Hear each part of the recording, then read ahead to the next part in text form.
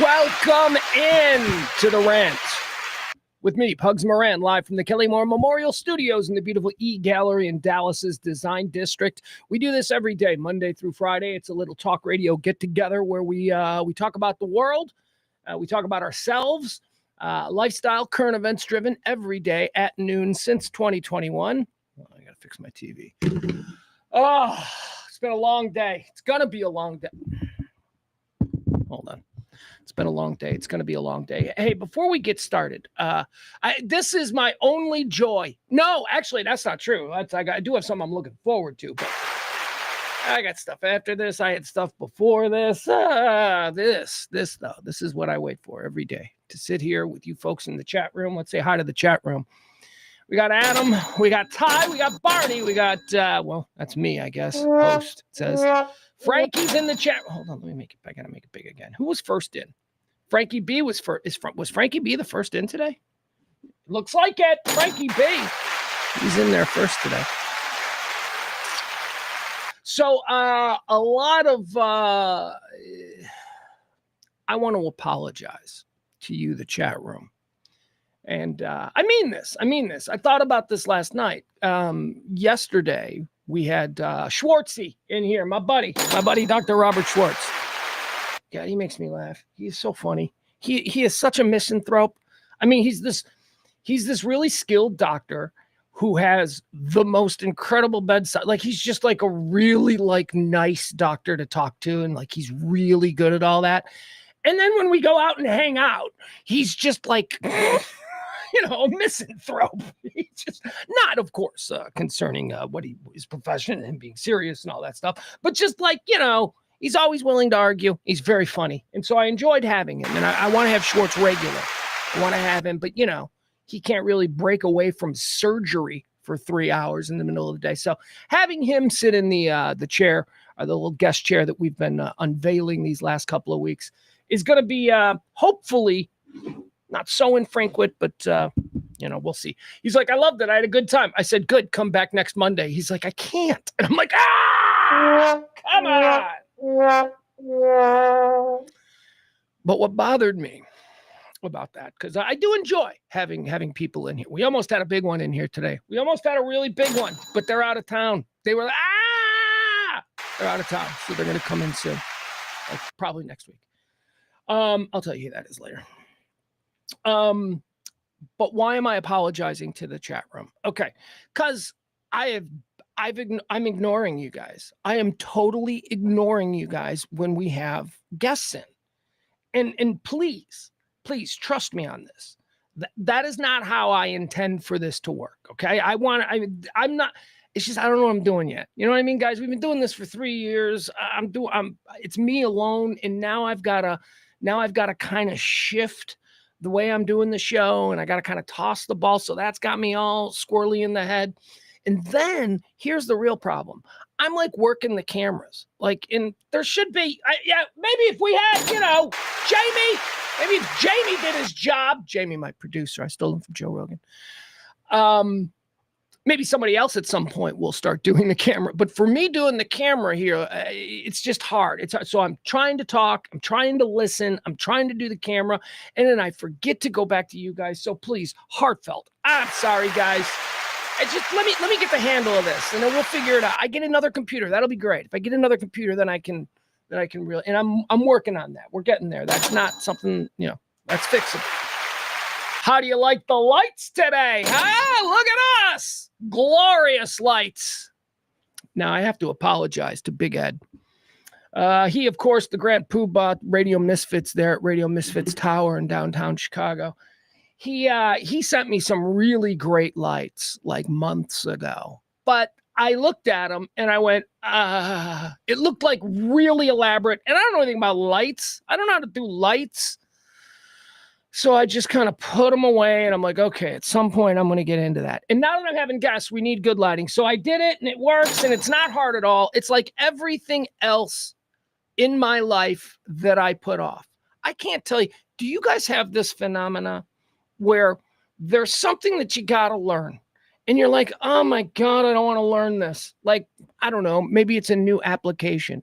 On your phone or something. Or maybe now we see this with social networks, right? Where we're like, oh, there's a new social network. I'm not going to try a new site.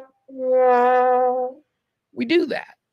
We intimidate ourselves. See, this is like a mental thing. Again, we've got to recognize what's going on here. It's not that we don't want to be on Blue Sky or Blurp or whatever the hell it is. I'm sure it's fun. We love social media to our own detriment, but we love it. And it's not that we don't want to be on the new one. It's just that we build up in our head that it's going to be so complicated. And I'm not of this generation. And this is not something that I'm supposed to be. And we put it off and we don't enjoy it. And then what happens? We finally sit down and we go, okay, I'm going to learn this.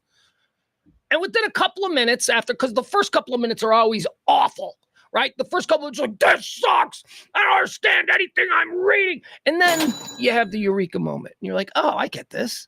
Holy shit, this is easy. Well, that's how the lights were. And finally, we have lighting. I was like, oh, I get it. I see how they're supposed to go. So we have lighting. So that's good. Adam says, man, wish I could crush y'all in trivia tonight. I've got 0 time today. Yo, fuck you, Adam. No, that's Adam. That's okay. Because look, here's the deal. Adam brings up trivia tonight. Check the bottom of the screen. We are doing a trivia night where it's right now it's Brandon, my boy, my promotional guru, Brandon and myself. Here's the idea. I mean, he's got his own thing going on, right? He's got to do his business, and I also have my little thing going on here, and we got to spread the word. We've been doing this for 3 years. We've got to do something more than just a fat middle-aged man screaming into a camera from, downtown Dallas every day. So I'm like, I've told the story about how my partner Kelly and I, the Kelly Moran Memorial Studios, I told the story about how Kelly and I connected here in Dallas back in 2001. We were carpet-bagging Yankees who were replacing Ron and Don, who... whatever. They were, look, Ron or Don, one of them was a fucking asshole. One of them was just an asshole to me. I tried to be like a professional towards him. There was this incredibly poorly planned moment where Don had just been fired and the general manager of the radio station had to, I guess, sign off some stuff or whatever it was. Don had just been fired and he came back to the radio station and it was our first day. And I was in the office. I was sitting in the office with the general manager when Don came in. And I stood up. I immediately knew who he was. I'm not fucking afraid of, a confrontation because I'm not a confrontational guy. I feel like I can diffuse shit. Hearing that he was this big roided up jerk, I stood up and I go, Don, how are you? And I told him my name and I put my hand out there and I said to him, we have some mutual friends in this business. And he looked at me and he said, fuck you. And I said, oh, really? Okay. And then I just sat back down in the chair and let the general manager handle it because it was my first day. But what a dick. And then he was leaving and he was out by the elevators and I was walking down the hallway and I passed the elevator and I stopped and it was just me and him in the hallway. And I said to him, I go, dude, you know what? This is the business. I have no ill will towards you. You, I hope don't have any ill will. And he said, fuck you again. And he got in the elevator. I'm like, what? I don't know you, dude. You and I didn't come up together. I shouldn't have any regret about being offered your job because you fucking couldn't pull ratings. So that was our first day. So we were on the hot seat, man. I don't know if you guys remember the history of 105.3 back then, but they had been pretty solid in mornings with Howard Stern and Russ Martin in afternoons, but it was their midday situation that was an absolute fucking train wreck. I think they had some dude originally, some country dude that they switched to a talker named AW or something, or A something, Pantoya or whatever. I just hear wonderful things about that guy. I hear that guy was freaking peaches, just the coolest. So, but he, wasn't his thing. He was, I guess, a country music jock. So he left. And then they brought in Ed Till. Eddie Till! Oh, I love Ed Till. One of my old Luke brethren. from the Loop in Chicago, Ed Till. And they brought in Ed Till to do middays. And I guess he only lasted like 9 months, as Ed Till is known to do. Not because he fucking sucks, but because he's really good. And he likes to fight. And yeah, so that's why Ed didn't make it.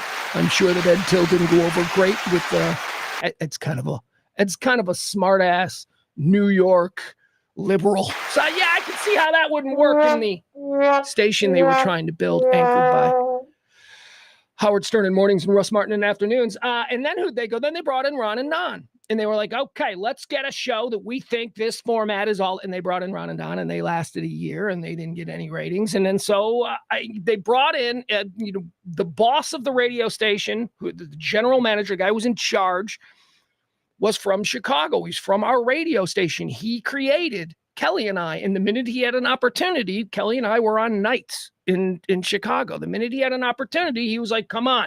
It's like, this is where you belong. So that's when Kelly and I took over middays. And I told you all of that because of the carnage of shows in a 2-year period. It had only been a 2-year period.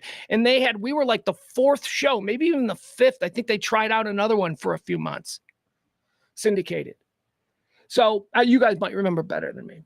But whatever it was, in 2 years, like 4 shows, and one of those shows was there for a year. I mean, that's just insane. So the heat was on us. We only had a 1-year deal. And although we did have, the boss of the radio station, the guy whose vision it was to build 105.3, the guy who the company went to because he had just built that in Chicago with WCKG, the package. He had built that. They brought him down here. They put him in charge. His vision, he was our guy, so we felt a little bit safe there. But we knew, Kelly and I, hey, we're on the air the first day. We're talking like this. Hey, Dallas, it's great to be here. Nice. It's nice weather down here. Hey, can I get a sausage sandwich anywhere around here? We were fucking, who the fuck are these people? And rightfully so. So anyway, Kelly and I decided, we thought, well, it was Kelly actually who said it, and we were sitting on the steps out in front of the old Merritt Studios, and she said, we're going to make these people like us. I'm like, that's easy for you. Everybody likes you. You're like a little bubbly butterfly, and yeah, I'm the awkward, weird guy who's got, opinions that people don't like. It's easy for you. But she said, no, we're going to go out. We're going to go out every night of the week. We're going to go to sales tomorrow, and we're going to say, put us in every bar anywhere. Doesn't matter. Let us shake hands. Let us be out and hanging out with people. Let us make friends with the audience. We'll do it one by one if we fucking have to. And we did that, and it worked. And that is why we put a big emphasis on getting out here with what we're doing here, what we're trying to build here, this Radio Misfits thing. Trust me when I tell you I have the vision. What I don't have is the financial backing. But to create a fun house kind of local content that is live every day, that's what we're doing. So in order to do that, we have to do these appearances, and we have to do these games, and we have to go out and we have to create spectacles and events. And, Sunbrew is our partner there. And what better promotional arm in this town than Sunbrew? They've been doing it for 20 years. They're great. They built Dodgeball. I told Brandon that when he was in there. I said, look, Dodgeball was a great fucking idea, and we will take credit for that, but it wouldn't have been as big as it became. Hundreds of thousands of dollars for exclusive. I think it was $200,000. I think it was the third year. By the time we were doing Dodgeball, the third year was $200,000 just so Bud Light could say it's Bud Light, Pugs and Kelly Dodgeball. $200,000. I mean, that's for one sponsor. That's one sponsor. Not to mention Dukes and, all the other, liquors and stuff. It was a big moneymaker, and that was because of Brandon. So that was great. So Brandon and I are at it again, or actually I should say Brandon's at it again. He's doing things, and he's trying to include us here at Radio Misfits Dallas and the Rant, and we are eternally grateful for that. He's always been so down with the ideas, so that's cool. But tonight is the first one. So if I can direct your attention downstairs, right there, look at the bottom of the screen. It's scrolling there. We're going to be at the back 9 tonight. We're going to do trivia. Okay. We're doing, trash trivia. Now this is, it's a work in progress. Here's what it is. It's an excuse for us to get together. We've been saying this for, a long time. We need this chat room, all of us. I get it. It's fun because it's anonymous and we never have to see each other. But why can't we see each other? I'd like to get a microphone and a recorder and record Byron and Adam talking, you know? I understand some of us can't do it. I understand, like Jeff. Jeff is always going, hey, somebody can call Jeff. We can put Jeff on on Zoom. Jeff in Iowa can attend. So, Peter says, why does Adam have an issue with Brandon? I saw he mentioned it the other day in chat. Well, I mean, Adam can probably tell you, but Peter, Adam has a problem with just about everyone. So, what are you talking about, man? I mean, it's hard for me to name somebody who is in my orbit who is a friend that Adam doesn't dislike. And I'm like, wow, that is really shocking because I don't have asshole friends. I have in the past, and they're not, we don't talk about them. They're not around anymore. But most of my friends are like really good people. Like they might be interesting, they might do, but they're good people, they care about other people. And that's really my only prerequisite for being my friend. You have to care about other people. You can't be one of these guys that's like, oh, fuck that, fuck them, fuck those people, right? I don't like that. Yeah, that's fucking not cool. So that's all it takes to be my friend. Just at some point, show me that you fucking care about people, okay? That you're not just in this for yourself. But I don't know why Adam. I don't know why Adam has a problem with. Look, here's why. I'll tell you why he probably's got a problem with Brandon, because Brandon is a goddamn hustler who's got 50 things going at once.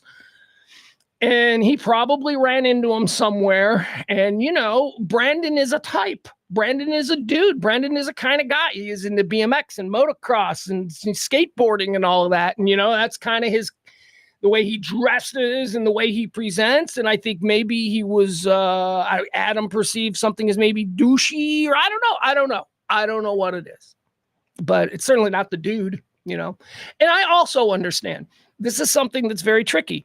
I understand that they're like, and we all have this in our lives. Like we are all friends with people that other people, dislike. And I'm not saying that this is the case with Brandon or Emil or Aaron or any of my best friends, But we all maybe I can't see it because maybe they treat me different. I don't know. Maybe I can't see it or whatever. But all I know is that, if somebody ever shows me that they don't care about other people and they're an asshole on top of it, and you can be an asshole and still care about people. You can. Schwartz is a great example of that. He's a very compassionate dude. I mean, I know him. He's one of my best friends. Emil, Aaron, Ed, Schwartz, that's the big group.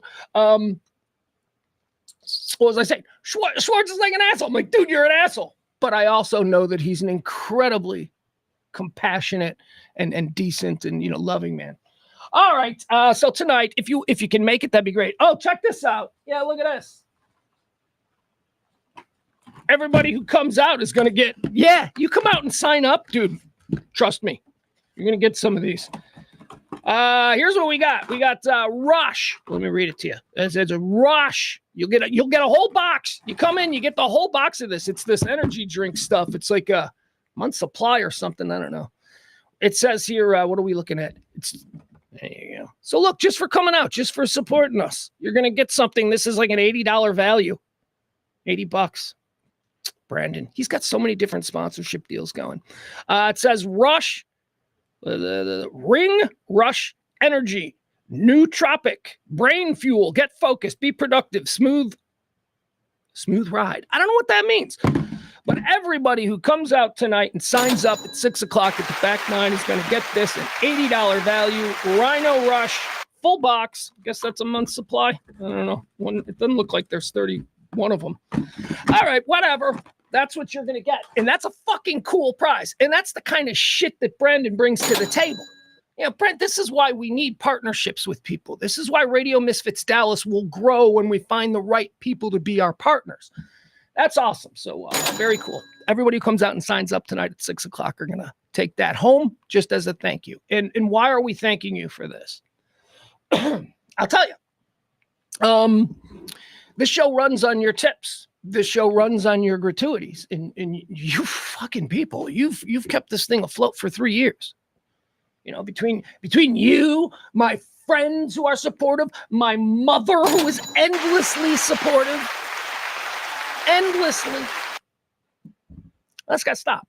And I need to get over my whole thing about not wanting to deal with advertisers, right? I had this vision that we could build the audience large enough that there would be enough through donations a la PBS or whatever, like the way those things are done. And I've seen other people do the donation thing and they make great money.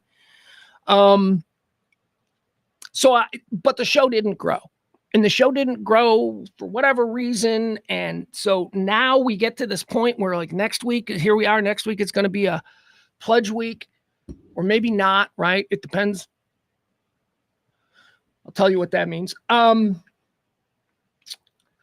So I want to stop doing that. I need to stop doing that. When we were doing mansplaining, when I was doing all the filling in over at the what was it, the Freak, the Eagle, we stopped doing that. We stopped for the period of time there because I hate to do it. But the unfortunate reality is that when there is no other stream, we got to ask you people to help out. And you people have helped out. But if we can have parties, if we can have get-togethers where people come out once a week, we can then turn that into a thing where we don't any longer have to ask you and beg or have a pledge week, right? Because now we will be able to take this on the road after hours and show other businesses that, look, this is how we're going to grow. And again, the old Pugs and Kelly method of, being somewhere, shaking hands, someone who does, people, our show grew exponentially because of dodgeball, because one person created a team at work of dodgeball players, brought 10 people from work who didn't listen to Pugs and Kelly. And then they did. And then they did because of dodgeball. Because also, Kelly and Sybil tirelessly work in the room, meeting everybody. I don't know you. Why don't you listen? What's your name? And, Kelly writing people's names down. I'm going to make fun of you tomorrow because you're not a listener. That kind of shit. That kind of apex level campaigning. It was great. So that's what we're going to start to doing tonight is the first. So, hey, look, here's something you can do. If you can't make it, but you got a friend there, you have a friend come by and sign up and they'll get one of these. Well, a whole box. There you go. Stay and play a game of trivia. But see, that's how you help this show. That's how we stop with the pledge week nonsense. And it's not nonsense. It's important. What's nonsense is that that's how we keep this show going. So, Barney says YouTube sucks for organic growth. It sure does. It really does. But, so does this show. Let's just be honest. This show sucks for organic growth, which is why we're trying to change it up, trying to keep it going, trying to, and we will. I think it'll be great. Peter's in the chat room. Let's say hi to some of our folks in the chat room. What do you guys got going on? What are you guys talking about? Let's see here. Hold on. Oh my God, my screen is not big enough. Peter says, so you got to make the Rant a traveling circus and not just in Addison, but all over the Metroplex. Well, yeah, that's the plan. I mean, I'm downtown. Addison ain't really convenient for me either, but I get that for some people it's a little farther. I get it.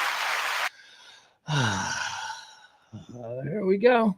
Peter also says, I'd love to start hanging out with the Rant crew. Well, tonight's your first chance, but I get it, Peter. Peter does enough, right? Peter's an example of someone who is not required to come out tonight. Okay, none of you are required. My point being, Peter tips every day. I mean, how often is Peter the executive producer? Peter came by and brought that sign. I mean, nobody is as ardently supportive. I shouldn't say nobody. Nobody is more ardently supportive than Peter. How's that? That's a good. Well, that's not true either. Because, sorry, Peter, but you don't even come close to my mom, okay? That's the one. And then it goes, Mom. And then there's like 1 and 1A, which would be Emil and Ed. And then comes Peter. That's it. That's how we do it.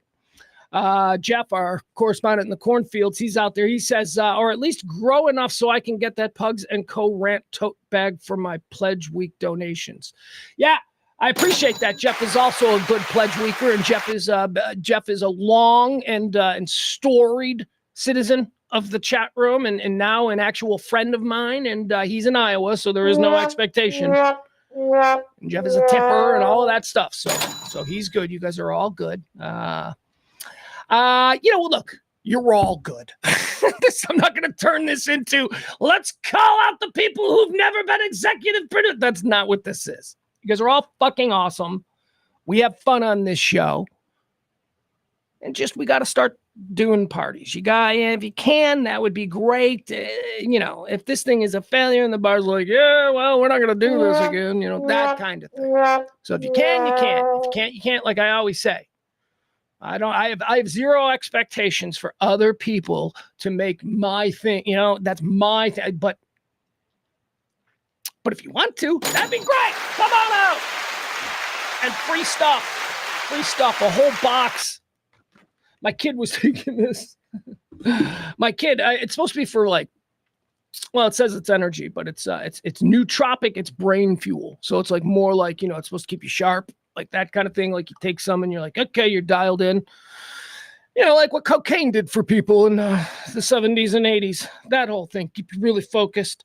My son was taking it. My son took 2 of these. Not 2 of them at the same time because you should only take 1. I'm going to try one right now. See if it makes the show any better. Look at me almost breaking a tooth. How about that? All right, here we go. All right, let me try this right here. We'll do a taste test. This is the Rush Energy Nootropic. What flavor is this? This is the blue flavor. There's a pink flavor. All right, so here we go. Let's try this.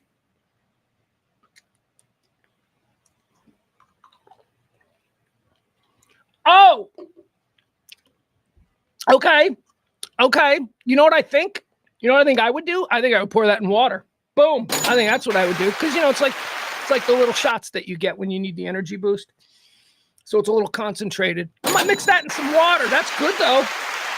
All right, now let's see. Let's see if this show is any better. Let's see if I'm any wittier. Let's see if that's a thing. We'll find out. Brandon is in the chat room. All right, Brandon.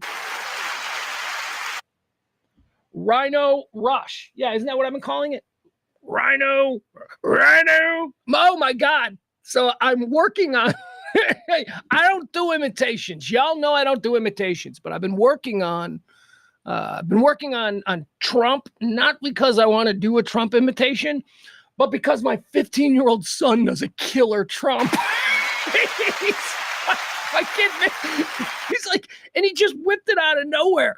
We were in the car Saturday, and and I was talking to him about driving because he's got his driver's permit and he's learning how to drive. And so everything that I'm doing in the car with him, I'm explaining to him what I'm doing. And he just started answering as if he was President Trump getting a driving. It was very funny. I won't even try to replicate it. But he had the voice. I'm like, dude. I go, you got that voice. He goes, yeah, I know. You go, yeah, my friends all say I got it too. I'm like, no, dude, you got that voice. Keep working on it.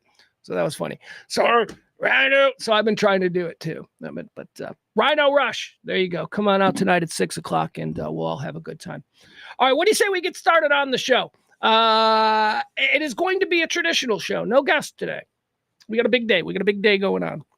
I'll tell you about the guest that was supposed to be here today, which I was hoping would be like, this is not his fault. I mean, I sprung it on him like 24 hours ahead of time. But I was thinking, my buddy Grego from the old Hardline, Greg Williams. He and I, we have such great chemistry on Twitter. At least I think we do. I don't know. Maybe he does too. And I'm like, Greg, you got to come in. You got to come in and you just got to sit in here and just be the fucking hammer. Let me say all of my bullshit and then you just be the hammer. I'm telling you, that is something. Just letting that radio Hall of Famer just go. I love that guy, Grego. I love both of those guys. And you know what I love both of those guys being Mike Reiner and Greg Williams. And you know what I love most about those two guys? And I haven't told Greg this, but I did tell Mike this. I was in a relationship with a radio partner for 20 something, right? You know, me and Kelly were together for 20 years. We had all kinds of successes and we had experiences that we never, you know, like, can you believe we're doing that? You know, like that. We had these kinds of things. And the only other person in the world who I could share that with was her, because she was also there going, yeah, that's true. I can't tell you how many times when I was in Chicago, when I'd be with friends and I'd be talking about something that I'd have to call Kelly to have her prove something. That, Kelly, didn't this happen when we were in Iceland with the chick from American Pie? And, you know, stuff like that. And I said to Mike, you know, Mike and Greg, they are quite possibly, the Hardline is quite possibly the greatest sports talk show in history. And I'm not being, Pugs is in Dallas and these are his friends. Look at Super Bowls, okay? Look at Super Bowl trophies. If we're just going to say that Tom Brady is the greatest quarterback of all time because of the Super Bowl trophies, then the Hardline in Dallas is the greatest sports radio show in history because of the fucking Marconis, which are the Super Bowl trophy of radio. And they've got like 5 of them. Ridiculous. I mean, it is. I know people here in Dallas remember the Hardline in the glory days, and they think of it as this like really important thing. But I'm here to tell you that it's also a thing in other parts of the country, especially in radio circles. Everybody knows. So I was hoping to have Greg, but he was like, "Bugs, God damn it, man, I'm out of time, man." I'm like, Greg, it's all right. It's important for me to get you in here. We're gonna get you. He's like, when can I come back? I'm like, how about next week? So we'll do that. And then I'm gonna go out to on Friday. You guys might want to. I'll promote this a little bit more.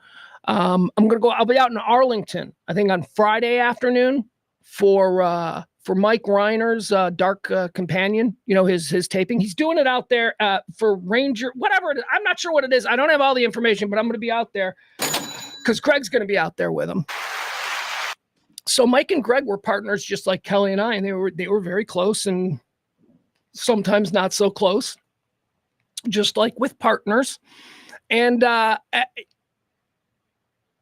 they were estranged for a period of time, just like many great radio teams, you know, they always get estranged. And I haven't talked to him in 10 years, that son of a bitch. And then there's like millions of listeners who are just like, oh, please, we just want mommy and daddy to get back together. You know, so that was kind of how I felt with Mike Reiner and Grego. I'm like, no, these guys cannot dislike each other because that invalidates all of my connections with that show over these years. What are you saying? It was all a lie? Those two dudes are like buddies again. And it's the most glorious thing. You know, these two old Hall of Fame radio icons who refuse to talk, they now sit around and bust each other's balls in Mike's home studio, and it's marvelous. And so I think Greg's going to be out there on Friday as well with Reiner. I'll have more information about it.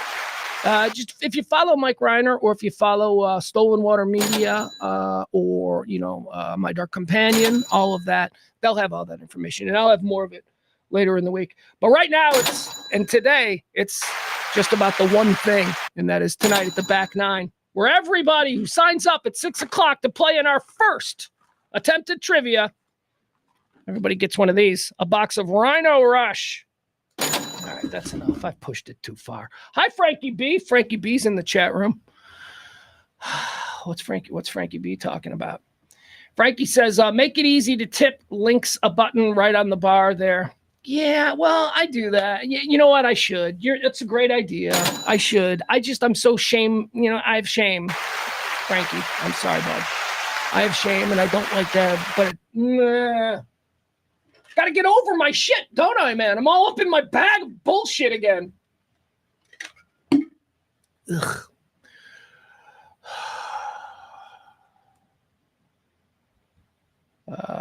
What does that say? Ballard says, too bad you couldn't get Parker to sit in or at least do a couple night shows a month with him. Well, who says I can't? I mean, hey, what happened to my eagle? My eagle went away. What the fudge, people? I lost my eagle.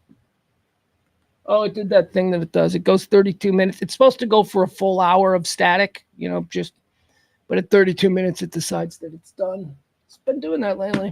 Don't know why that is. What was I talking about? Parker? Too bad you couldn't get Parker to sit in or at least do a couple of night shows a month with him. Well, Parker's sitting in here on the noon show. That's a non-starter because he's got his WBAP show, 93.3, starts at 2 o'clock, 2 minutes. Don't go. Stay here with me. You can go to him later. He's great. He's great. But, let's be honest. You're here. Why would I? All right. If you want to go over and listen to Parker, 93.3 FM here in Dallas right now, starting in 2 minutes. Fine. There you go. Fine. But I'll not forget that. I haven't talked to Parker in a while. Parker's pissed at me. Well, he's not pissed at me. We don't get pissed at each other. We just get butthurt and then don't talk for a couple of weeks and all of that. He's mad at me because I'm dragging my feet on the 105.3 documentary thing that he did all kinds of like really incredible work on, and I can't go there. I'm a mental basket case, man. I know that's no excuse. Another failure. All right, what do you say we get started on the show? We'll do a regular rant here. Those of y'all know what a regular rant is. It's going to be the 4 quarters. First, we're going to start and talk about the history of today, riff on that, then birthdays. Then we'll get into people who died on this day. We'll determine whether or not they went to heaven or hell. And then we'll get into the topics. And if you know anything about this show, it seems like it's been changing, right? Like the last couple, I'm moving away from, God, there's so much. There's so much stuff that I want to rant on that I just want to, but it's, we don't do politics here.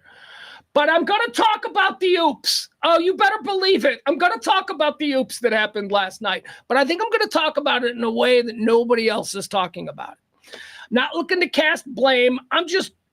We'll talk about the oops. The big oops. What else do we have today coming up? The other thing that I was like a little bit nervous about talking about. We're going to talk about fucking Elon and his weird fucking fork video. Have you seen this video? I'm going to explain what's going on there. And it's fine, but I'm going to tell you what's going on there, okay? You may not like what you hear. Elon Musk is sitting there in front of all of these important people, and by that I mean feet away from the President of the United States, who is sitting like at the same table, just a couple chairs away. People talking about important shit, and this dude is acting like a 4-year-old at a fucking retirement party for his grandpa. It was awful. But I do have thoughts. What else are we going to talk about today? We got a whole bunch of stuff. Anyway, let's get going. Because again, I got to be at the back 9 at 6 o'clock so we can do the cool ass trivia game. That'll be fun. All right, what do you say we get started? Here we go. Let's start the rant. Welcome, one and all. Today is March the 25th. That's right, March the 25th. Did you know it's the 84th day of the year? 281 days remain until the end of the year. Let's get started with the very first segment. We call that Antecedently on This Day. By the way, it was driving me nuts. I asked at the start of the show yesterday, before we called this part of the show Antecedently on This Day, what do we call it? We called it something else. There was another weird name. I don't remember what it was. And I asked you people in the chat room, I said, what did we call Antecedently on This Day before? And then I forgot to check the chat room because I was talking to Schwartz, right? Remember I told you I was ignoring you people when I shouldn't? So I don't know that any of you got the answer, but it was driving me nuts. The answer is, before we called the segment Antecedently on This Day, we called it Erstwhile on This Day. That's what it was. It was erstwhile. And I couldn't think of that word. I'm like, what was the fucking stupid word that I used to use? All right, let's get started. Antecedently on This Day. This is where we look back at all the events that have helped shape this day. And, just whatever. Antecedently on this day in the year 1911. In New York City, the Triangle Shirtwaist Factory fire kills 146 garment workers. This was a big deal. This was a big deal not because it was a fire and not because 146 people were killed in it. It's a big deal because this fire on this day in 1911 changed fire safety codes forever, and it also changed child labor laws forever. The Triangle Shirtwaist factory fire in New York City was basically, it was a building that was filled with poor people on sewing machines 24 hours a day. It was what was known back in the day as a sweatshop. And they also had a whole lot of not underage children. They used child labor back then in 1911.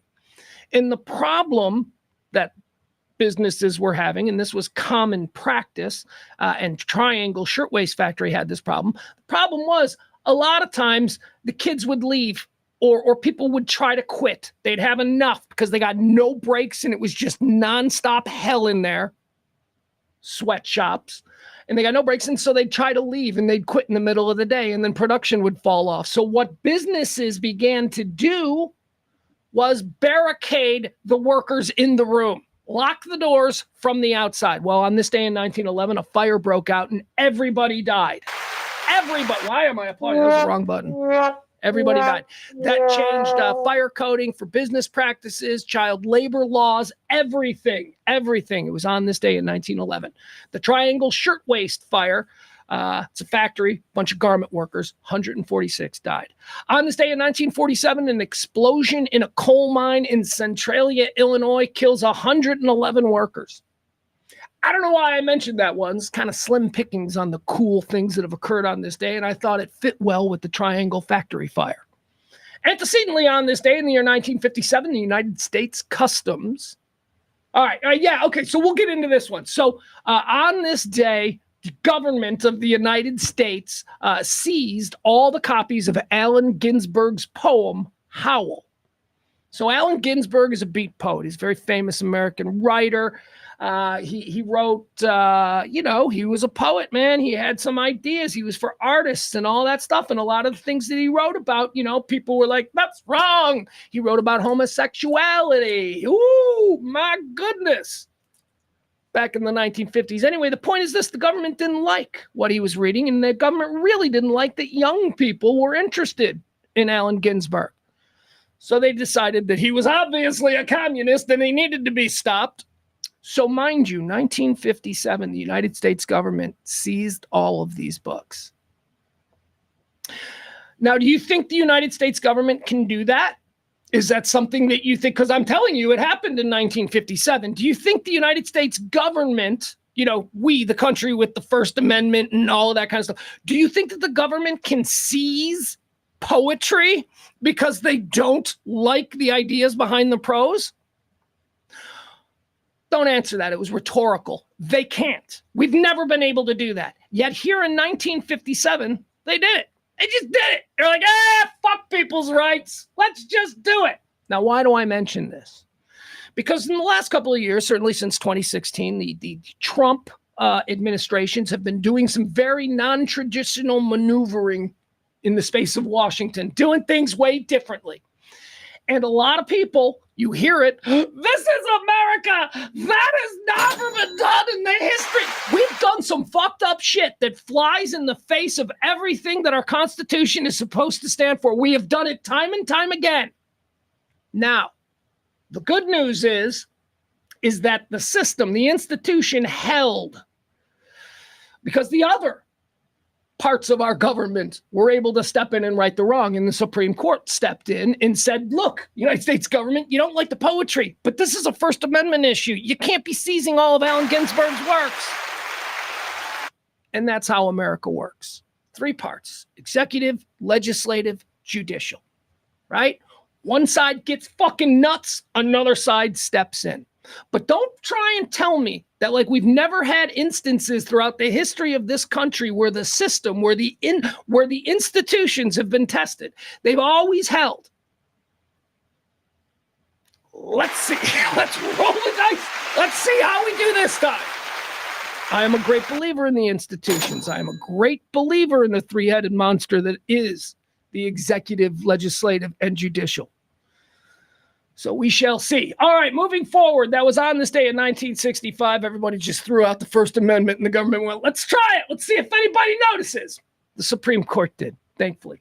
Antecedently on this day in 1965, civil rights activists led by Martin Luther King Jr. successfully complete their 4-day, 50-mile march from Selma to the Capitol in Montgomery, Alabama. Right? What is what's the big? Okay, that's a big deal. I don't know much about it. I was educated a white kid. In a white neighborhood by white public schools in the 1970s. They were still in the 1970s when I was being taught about civil rights and stuff. Two problems. One, we were still using books and stuff, like stuff from like before all this shit happened. So it was never really covered. But then also, just from like a regular, mindset, King was still controversial. We think about Martin Luther King now. We think about Mother Teresa and Gandhi and Martin Luther King, right? That's 2025.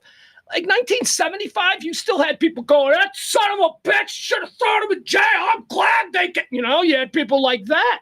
They were still comfortable with that. Now he's been exalted, and now time, will always, the great measure of the man is time. So now we know. But I wasn't really taught about, I was never taught about Selma. I was never taught about civil rights, not until college. I had to get into college before I learned any of this stuff. All right, that's going to do it, folks. Yay, quarter one. Now let's do birthdays. Let's talk about some people who are celebrating birthdays today. And when I say people, what I mean are celebrities, notable quotables, people of interest. Here we go. Who's having a birthday today? Born on this day. Y'all knew there was a junior. Did you know there was an original? Born on this day in 1901, iconic American actor from the early days, Ed Begley. That's right. Oh, yeah, we all know Ed Begley Jr., but did you know his dad? His dad was Ed Begley. Ed Begley, 12 Angry Men. That's where I remember. So when I think of Ed Begley, I'm like, yeah, 12 Angry Men. Born on this day in 1901, Ed Begley.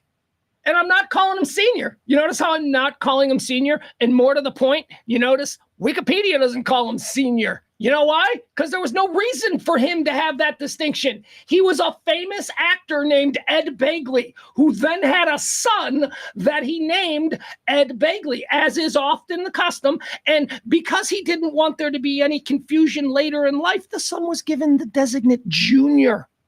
There's no reason for the dad to be senior. Oh, God. This drives me nuts. You know it does with NFL uniforms. These fucking idiots are running around with football uniforms. They've got like a 6-month-old son who's a junior. And so now they're running around with senior on your uniform. That's not how it works.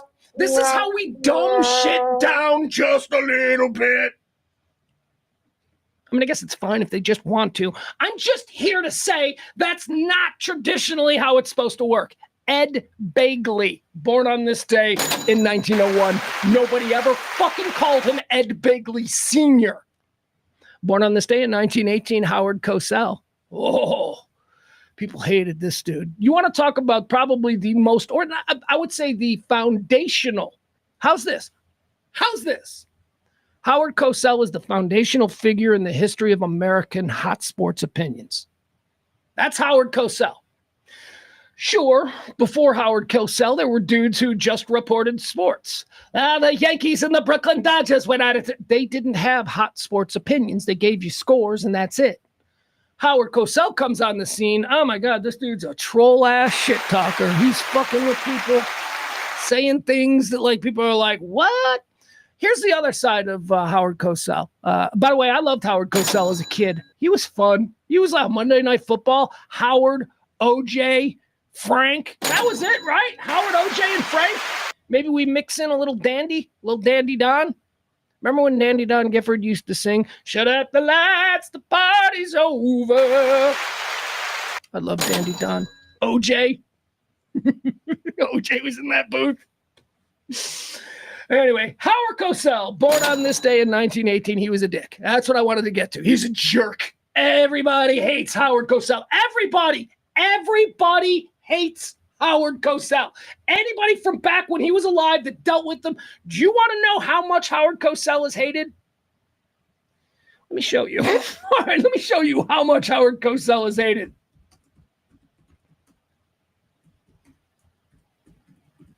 All right. One of the nicest guys who never talks shit on anybody, right? One of the wait, I don't want a long one. All right, let's give this a listen. This will work. So no less a nice guy than Bob Costas. Any opportunity that Bob Costas gets to kick the fucking shit out of the corpse of Howard Cosell, Bob Costas takes. Bob Costas, a nice man. You know, like Bob Costas isn't a provocative shit talker and all that kind of stuff. Bob Costas on Howard Cosell is eye-opening. Here we have an example of it. There's a number of stories here, Bob Costas on Howard Cosell, but let's watch this. He was simultaneously a cartoon character, the character of Howard Cosell, but he was also a very consequential figure. He resented Al Michaels, he resented me and others that he couldn't easily dismiss as lightweights. Tell about being John Madden's audition partner. 1979, I'm 27 years old, look like I'm about 15, and I was doing regional games for CBS. And I'm thinking, boy, could I possibly be any luckier? So John Madden has just quit coaching, and it's not at all clear to him or to CBS that he's going to become John Madden, the broadcaster and pop culture figure. But they thought he might have a future in it. So they want to do an audition game. And my job is just to provide the framework of a broadcast, to give the nuts and bolts of play-by-play. He did much better than he thought. He was very nervous, but you could tell right away that there was something unique about him that he brought to it. He wasn't copying anybody else. He didn't know. The fuck? Is this a Howard Cosell thing or a John Madden thing, for crying out loud? It says quite clearly Bob Costas on Howard Cosell. All right, let's fast forward a little bit here. Here we go. Time.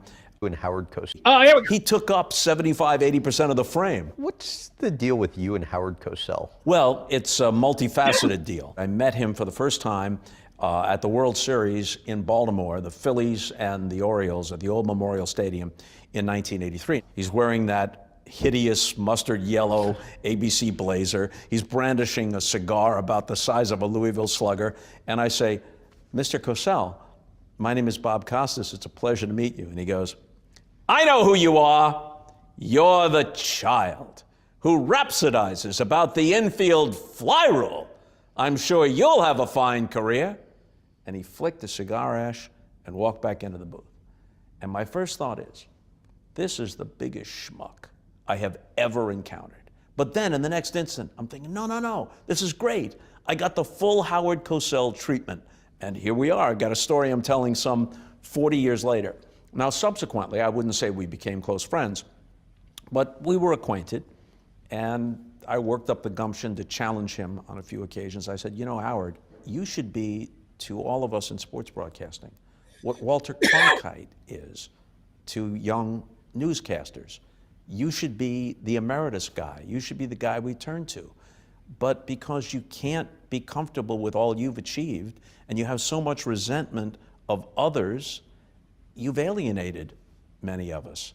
And I want to be, if not your friend, I want you to understand, even though we're different, how much I admire the best of what you did. And he paused for a second, he goes, we were on the phone. Maybe you're right, kid. Maybe you're right. All right, we'll talk again soon. But we never did, and he died shortly. All right, so maybe there was a bit of a nice, and not only, if there was any niceness to the relationship, it's obviously only because Bob Costas pursued Howard Cosell, born on this day, legendary dick to a whole lot of people. Here's one that's not. Yeah, we're going to do this. Happy birthday, born on this day in 1928, a man I have met multiple times, a man still alive because... trust me, I'll know when that's. Wait a second. I'm like, trust me, I'll know. Now I need to double check. No, of course he is. Of course he is. He's still alive. I can't kill this man. The world tried to. The universe tried to kill this man, but I take my hat off and I salute the greatness of Jim Lovell. That's right, Jim Lovell, astronaut, commander of Apollo 13. Tom Hanks played him in the movie. I can't tell you how much I love Jim Lovell. The first time that I interviewed Jim Lovell, or the first time I met Jim Lovell, was at the Chicago Film Critics Award, and it was during Apollo 13. Apollo 13 had won a whole bunch of awards at the Chicago Film Critics Award, and I got a chance. I had critic credentials because I was working on a morning show at the time, and I was doing movie reviews. So I got to actually sit in a green room next to Jim Lovell, and I got to introduce myself. And I introduced myself because they were scheduled to come on the morning radio show that I was the producer of and sidekick on the next morning. So I wanted to make sure that we knew each other. Jim Lovell knew everything about the radio station. It turns out that Jim Lovell, Apollo 13, he was a lifelong Chicagoan. I guess maybe he still is. He lived in Evanston. He was familiar with the show. He was a wonderful man, or is a wonderful man. Not was, is. The great Jim Lovell, commander of Apollo 13, was born on this day. What year? I want to make sure. It's a long time ago, you guys. 1928, 70, 80, 90, 95, 96, 90 fucking 7. 97 years old for the great Jim Lovell, commander of Apollo 13. Seriously, man. How many times have you seen that? Well, maybe I'm weird. I've seen that movie like easily a dozen times. And it's also one of these movies that I'm waiting to watch Apollo 13 with my son. You know, I always try to introduce my 15-year-old to movies and all that kind of stuff. But Apollo 13 is so important to me on so many levels. One, it's a space thing. And two, it's an incredibly well done Ron Howard space thing starring Tom Hanks. I mean, it's pedigreed to the 10th degree.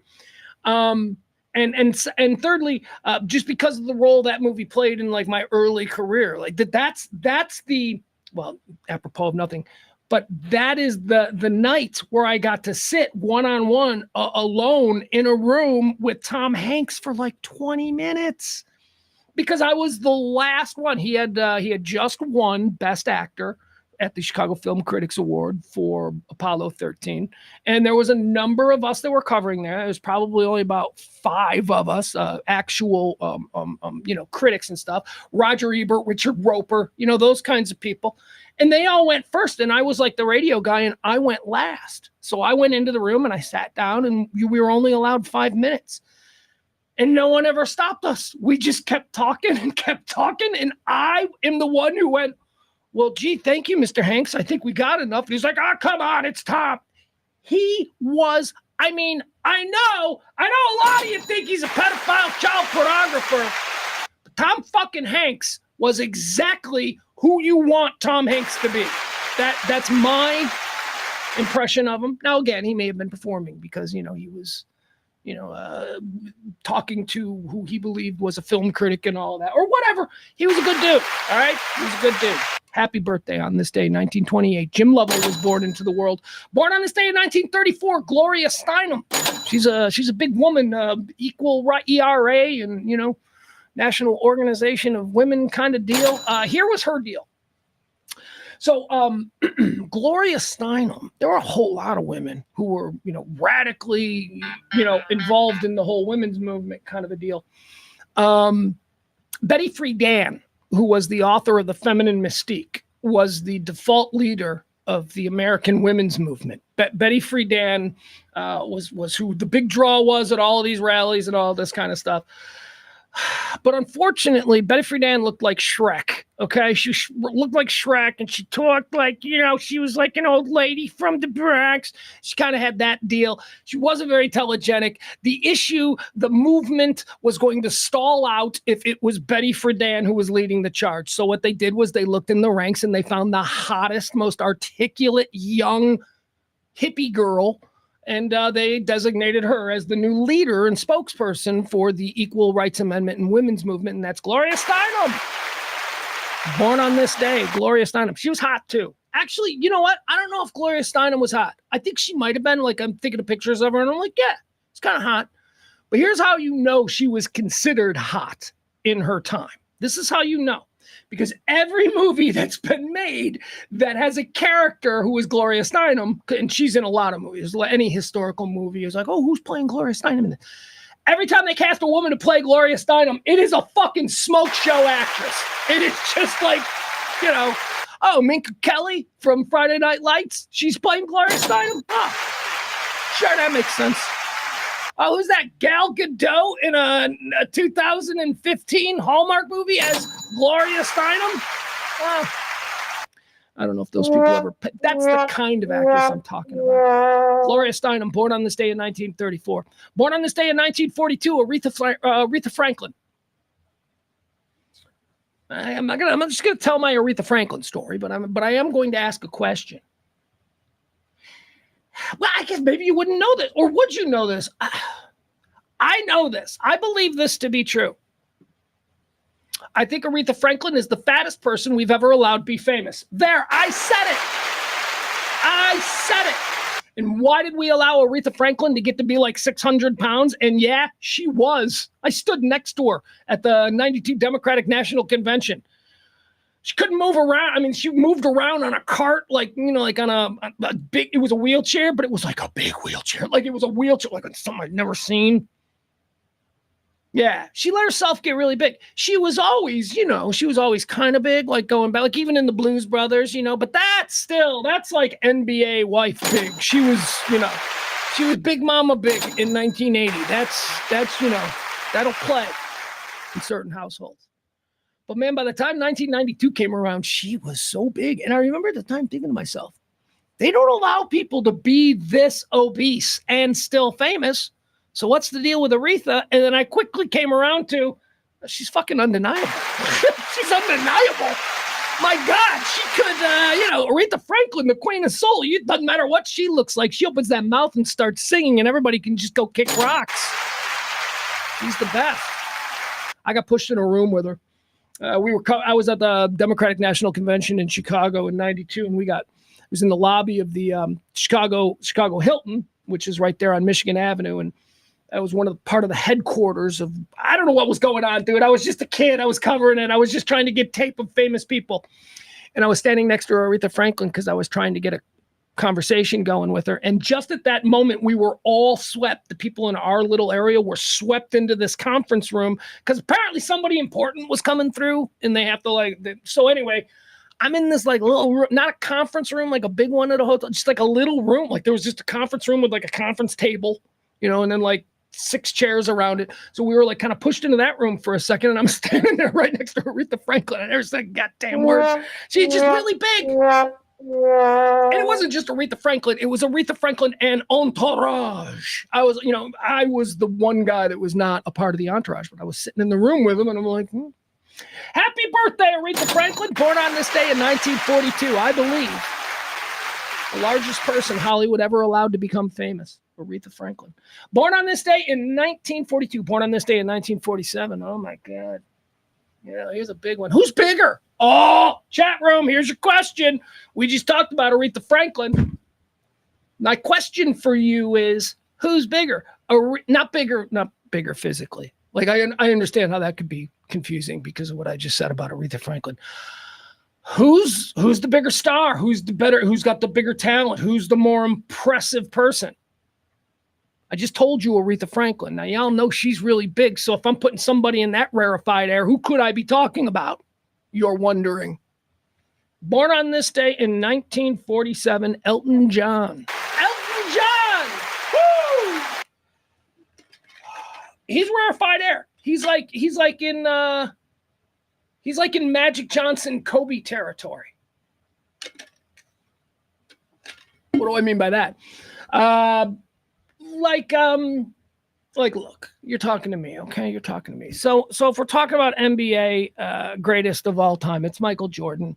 I know that there's a conversation that puts LeBron up there, and that's fine. I understand that. So let's just say for default purposes, it's Jordan and LeBron, right? Okay. But then there's that like next level. You know what I mean? There's that next level with Magic and Kobe and people like that, you know? And even you can go back, Wilt, you know, Kareem. There's like that next level, which there is no shame in that next level. It means that you're one of like the 5 greatest people to ever play the game on that next level. That's where I put Elton John. And what do I mean by that? So what's the equivalent? Well, in like music, I think there's Frank Sinatra. I think there's Elvis Presley. I think there's Bob Dylan. And I think there's the Beatles and the Stones. Whoop. I think that's it. I don't think I can reasonably put a female artist in that group with those people. And if I were to put a female artist in that group with those people, it might be Aretha Franklin. It might be Madonna. And, let's check back in a couple of years, but it's probably Taylor Swift. But, that's the level. Sinatra, Elvis, Dylan, Beatles. And right under that, or Stones, too. I'm going to put the Stones up there, just longevity, right? Because that's the only reason LeBron is in the conversation with Michael is because of longevity stats. That's it. I mean, so we'll put the Stones in there as well. So what's the next level? So the next level underneath Sinatra and all that. So the next level is, I forgot about Michael Jackson. Michael Jackson's up there. Michael Jackson's up there, too. We forgot about that. So then the next level is... Aretha Franklin, Elton John, David Bowie, they're like greats, the Kobe's, if you will. So that's kind of where I put Elton John. Now, the question of who's bigger, Elton John or Aretha Franklin? Let's go to the chat rooms. People in the chat room had some thoughts on that. I want to absolutely... Peter's our music guy. He always has thoughts on these things. Peter says, Peter's our music guy, but we've got a chat room filled with music guys. Ross Rubio is absolutely our music guy. Rob Barr is absolutely our music guy. Peter is absolutely our music guy. Adam is our music critic guy. That's, I think that's fair to say. All right, let's see. What do we got here? Elton is great, but Aretha is the GOAT. Okay, so Peter goes Aretha over Elton. Barney's going Elton John. All right, there we go. That's it. Nobody else is. Here we go. GK. Let's see what we have here. What we know about Kobe should take him out of any great conversation. Oh, that's interesting. Okay, so I think what you're referring to is the rapey stuff, the Colorado hotel room. I gotcha. I understand, like, why you feel that way. I don't ever feel that way with sports. I'm sorry. With sports, separate the art from the artist, man. Nobody is ever going to convince me that Ty Cobb, Pete Rose, and Mark McGwire and Sammy Sosa aren't four of the greatest players in the history of baseball. But those guys are all fucking borderline criminals and, pieces of shit for various reasons. But you're Barry Bonds. You're not going to convince me that they don't deserve to be important in their sport. So, So I will never discount Kobe because I absolutely think that he raped that girl in the Colorado. I absolutely do. I think he raped that girl in Colorado. But, man, that kid could ball. That's all I'm saying. Hold it against me if you want. All right, let's move on. Let's see. Who else? Elton John. Happy birthday, Elton John. Oh, me personally? I think it has to come down. Here's how I'm going to do it, okay? Because I would be interested to see this. So the question being, who's bigger, Aretha Franklin or Elton John, right? It's going to come down to album sales. Here we go. This is what we're going to do. Because they both existed entirely. Come on, let's not kid ourselves. I know Elton is still alive, but he hasn't been relevant musically. He started doing Broadway plays. Their careers as pop stars that made their names, they both exclusively existed within the album sales era. So this is a good way for us to sort of see who is bigger, Aretha Franklin. Hold on. How many records did Aretha? There we go. All right. Hold on. There you go. 75 million. 75 million records for Aretha Franklin. Folks, I have to tell you without even looking it up, I think Elton John's at the 150 million. I think Elton John may have doubled Aretha Franklin in album sales. Well, let's check it out. This would be my prediction. All right, how many records did Elton John sell? All right. Aretha Franklin was 75 million. Ladies and gentlemen, Elton John has sold over 300 million records worldwide. 300. There is, in my way of looking at this, as far as who's more successful, who's bigger, as was the way I originally phrased it, it's not even close. Because as far as the people who make money off it, they would tell you that Elton John is far bigger than Aretha Franklin. All right, there you go. That was interesting. I didn't think we would. That's interesting to me. Probably not to you, but that's okay. All right, born on this day in 1947, Elton John. Born on this day in 1965, a really nice guy. I only met him a couple of times, but he was a really nice guy, always smiling, always fun. Former Mavericks coach, former Mavericks player, the great Avery Johnson. Avery, born on this day in 1965. Born on this day in 1965 as well. Oh, this one. Look, hey, to each their own. Happy birthday, Sarah Jessica Parker. Happy birthday. I got a buddy who back in the day was like super hot for her. Sarah Jessica, ain't nobody. I'm running around this is probably, how do we figure this out? It's probably in my Winona Ryder era. Maybe that was it when I was like really thinking Winona. No, this is probably still Demi Moore. Yeah, I was like still Demi Moore. So this is when my ideal beauty, when I was a teenager, this is when at this point in my life, I was like looking at Demi Moore, About Last Night, Demi Moore, St. Elmo's Fire, Demi Moore, that era. That's when I was like, yeah, I like her. So I had this buddy. He's like, nah, man, Sarah Jessica Parker. And I'm like, dude, what the fuck's wrong with you? You look at Sarah Jessica Parker next to Demi Moore in 1988 or whatever, 1989, I don't know. You look at these two next to each other and you're going, I'm going home with the girl with the big nose and the bony boobs. That's the one you pick. Here's the best example of how not hot Sarah Jessica Parker is. And I have to say that. She's not hot. You know why? Because everybody else talks about her like she is hot. I'll give her this. In the Steve Martin movie LA Story, which is a terrific movie. If you want to just, go back and find like a diamond that you forgot about, the Steve Martin movie LA Story is so good. He plays a guy who's like in his mid 40s, late 40s or something. That's about how old Steve Martin was back then. So plays a guy like around 50 and he's a weatherman in LA and he falls in love with like this hot chick, this hot like 22-year-old girl. And it's like an age inappropriate story and he's struggling with it. But Sarah Jessica Parker in that movie plays the hot 22-year-old. And I got to say, yeah, I get it. The body's pretty good in that movie. However, when you separate the body of Sarah Jessica Parker, okay, here's what you get. Have you ever seen Mars Attacks? Your Honor, I submit this piece of evidence. Sarah Jessica Parker's head on a Chihuahua body, and now you still think she's the hottest thing going? I don't think you do. There you go. Sarah Jessica Parker, born on this day, year of our Lord, 1965. Born on this day in 1967. Here's a real one. Here's a guy. This is a guy who I look at. And I think, that this is a good example of what I always say. Get your bag. Find out what your bag is. Don't go chasing the Joneses, right? I've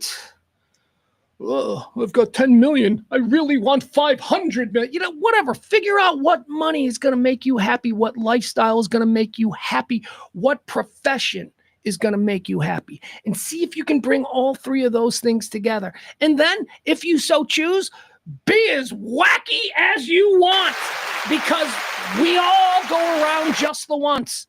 Be happy. And that's what our birthday boy, born on this day in 1967, has been living his life by the past 25 years.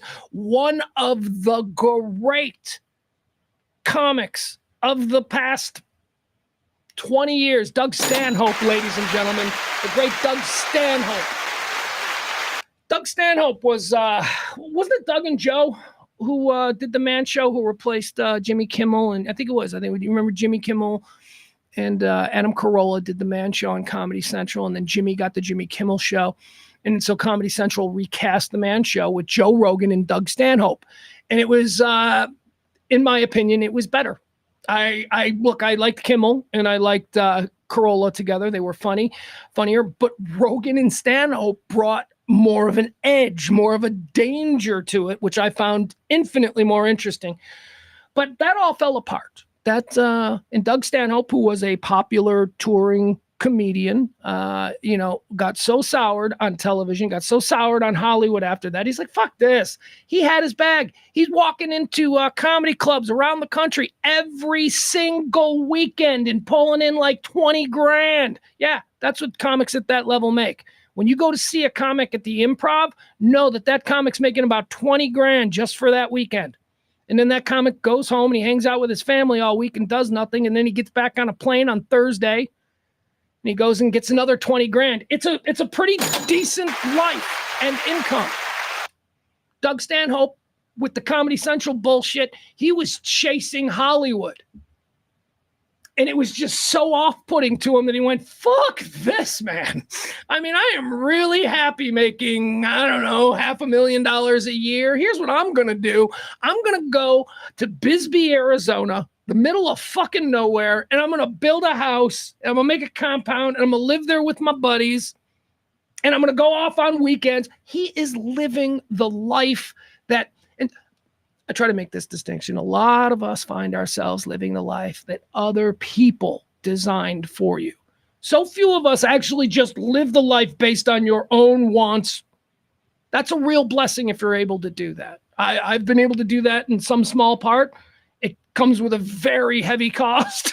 If I was Doug Stanhope, it would be better. If I was making 20 grand a weekend, that would be great. But Doug did it. We should all look at him as our North Star. If you're seeking that kind of life, a life of happiness, a life of contentment.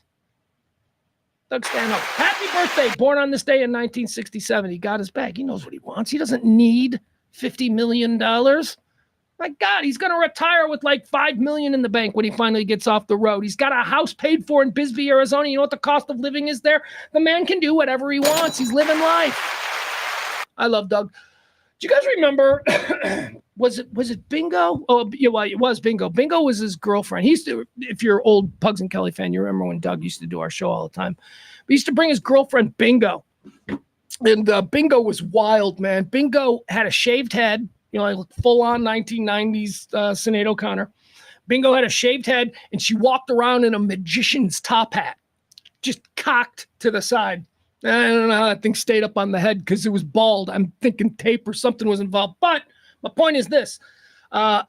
Bingo was mentally ill. like not just kinda. Like in and out of hospitals and all of that. And Doug Stanhope loved her. I mean, the kind of thing that like most people... You'd be like, this crazy chick, I can't. No, man. That was, Kelly and I used to talk about that. We used to be like, Doug could get a lot. Doug could get anything. He's like, man, she's like, no, he loves her. I'm like, wow, good for him. He got his bag, got his woman. She's crazy. Not as crazy as Jim Florentine's girlfriend, Jade. Oh, wait a second. I shouldn't go there. I just realized that Jade had an awful end. Jade was Jim Florentine. Remember Jim Florentine? When he used to do it, Jade was his girlfriend. He used to bring her on the road with him, and she used to hang out with us in Dallas. Jade passed away. That's very sad. You know what? Jade was fun. I was going to tell some stories about her, but she passed away, so I'm not going to. See, you know what? Cowardly pissants with no care for other people would think, oh, she's dead. Now I can tell the stories. I operate the other way. I don't need. We all struggle in life. She was fun, though. She was fun. My friend Kevin, all right, one story from the great Jade of Jim Florentine. Remember Jim Florentine, Crank Yankers? Boom, boom, yay! He was so funny. Jade once, we were at a club and we were leaving the club and my friend Kevin was driving and Kevin had just brought a brand new BMW that day. It was brand new. And Jade, we were getting ready to leave and we're like at some club and we're in the parking lot and it's a gravel parking lot. And before we started to back out, Jade said she had to go to the bathroom because Kevin was talking about, Kevin's like, yeah, so, I just picked it up. Jade's like, I have to go to the bathroom. And he's like, okay. And so he lets her out. And Jim Florentine's girlfriend, jumps on the hood of the brand new BMW, pulls down her pants, and goes pee right there on the hood, right in front of all of us. That's Jade. Happy birthday, Doug Stanhope. Born on this day in 1967. Born on this day in 1988. A big shout out to Ryan Lewis. He is, of course, the DJ Jazzy Jeff of the Ryan Lewis and Macklemore pairing. Ryan Lewis, born on this day in 1988. Born on this day in 1999. Woo! How much you want to bet? How much you want to bet this is going to be the most wheels-off baller birthday of this young lady's life? This young lady is turning 26 years old today. She has just had a moment. She is at all of her dreams have just come true. Mikey Madison, star of Enora, this year's Academy Award-winning actress for Best Actress. Mikey Madison, born on this day in 1999. Boy, she's having a time, huh? You know her party's going to be fun. You know, she's going to, like, you know, she's, you know, I'll tell you something about her. So when I saw that it was her birthday, I was like, man, it is a good time to be her. It's her birthday. She is the hottest actress in Hollywood. Everybody is talking about her. I mean, she is now in league with the Scarlett Johanssons and, you know, the big, not proven box office, but because of the critical acclaim and because of the trophy, she is now up there. In other words, in layman's terms, she's fucking expensive. She wasn't expensive at all for Enora. She probably did Enora, seriously, no joke. She probably did Enora for about $100,000. Probably what she got. That was a small, although it's Sean Baker, so there was a bit more of a budget. Whatever. She didn't make much for Enora. Okay, not by Hollywood standards. She's going to now, the next thing we see, you know, she's going to be starring opposite Dwayne "The Rock" Johnson, making $20 million. Good for her. So when I saw that it was her birthday, I went to her IMDb page because, or actually, I went to the Wikipedia page first. I actually haven't checked the IMDb page. That's what I wanted to check. But I went to the Wikipedia page because it has her filmography. And of course, she's only 26, so she doesn't have a whole lot of films. Enora is like her breakout, obviously. So what I look for in these situations, because she's super hot right now, she just won the Oscar, I look for listings of films that have not yet been released. They're in development. And usually you can tell if somebody is really hot by looking at their Wikipedia page when in a calendar year of like 2025, you know, that she's got like, or they've got like 5 movies in production. I went to Mikey Madison's page. She's the hottest actress in Hollywood. She's got nothing in production. Nothing in production. Nothing set to be released, at least not according to her Wikipedia page. Now, what does that tell me? That tells me that she has baller fucking representation. That her agents and they knew when they got her this role, somebody who handles her absolutely knew that this role could be a breakout, and that if it was the breakout, that she could win awards. And if she did win awards, it was best that she didn't have anything on her schedule so that she could take nothing but meetings with people who, instead of meeting, you know, some nobody girl, will now be taking a meeting with an Oscar-winning actress. It's about money. Her quote, that's what they're called, quotes, what they get. Her quote has gone up 1,000,000%. Smart. It's smart. She's going to sit and she's going to pick her next project and she's going to get paid handsomely. Happy birthday, Mikey Madison, born on this day in 1999, star of Enora. By the way, Enora, I got to say this about Enora. It has terrible, like when you click on Enora info and it tells you the story of a love story between the descriptions of Enora are fucking terrible. And it's why I didn't watch it for like a month. It was available to me for a month and I didn't watch it because I kept clicking on it. I'm like, this looks awful. Somebody needs to do better on the descriptions. I said to my kid over the weekend, I'm like, you want to watch Enora? It just won all the awards. And he's like, no, I don't want to see that. I go, why not? He goes, because I was reading it. It looks stupid. And then I click on the info and I'm like, this does look stupid. This is like the worst description for a fucking baller movie I've ever seen. So anyway, that's the problem. like one of them, one of the things describing in it said it's like Pretty Women. It's like no, it's like if Disney did Pretty Woman, or no, it makes Pretty Woman look like Disney. That's what it was. I'm like, what the fuck? Pretty Woman is Disney. And there was no edge to Pretty Woman. That's such a terrible way to describe. How I describe Honora is it's if Quentin Tarantino wrote and directed Pretty Woman. That's what Honora is. If Quentin Tarantino wrote and directed Pretty Woman, he would have called it Honora. That's what that is, okay? It's not. It makes Pretty Woman look like Disney because there is no fucking edge to Pretty Woman. Pretty Woman isn't an edgy movie. Pretty Woman pretty much is Disney friendly from the get-go. So stop it with that. All right. Let's do the deads. Here we go. People who died on this day. People who died. Ida B. Wells. Where'd she go? Heaven. Ida B. Wells. She's going to heaven. You guys don't know who maybe you don't know. Ida B. Wells is a American journalist, an activist, Underground Railroad. She is a god in the city of Chicago. She's like the Mother Teresa of the city of Chicago. Ida B. Wells, born in 1862, died in 1931, and took the express train to heaven. Dead on this day in 1992. How about this one? Nancy Walker. You guys know who Nancy Walker is? Everybody knows who Nancy Walker is. If you're Gen X, she was on TV. She was in every other stupid commercial. Here, look at her. Remember her? What was her name? Was it Madge? Hold on. What was her name? Rosie. It was Rosie, the bounty lady. But here, I'm going to go even deeper with you on Nancy Walker. Here she is right here doing bounty commercials. Nancy Walker did bounty commercials for like 20 years. I swear to God, she's probably still doing them into the 90s. I don't know. Wait a second. First of all, fucking paper towel commercials? Like there's commercials for paper towels? When's the last time you saw, do we still have commercials for paper towel? Maybe during the day, I guess. I go deep with Nancy Walker. I can go all the way back to Mrs. Morgenstern. That's right.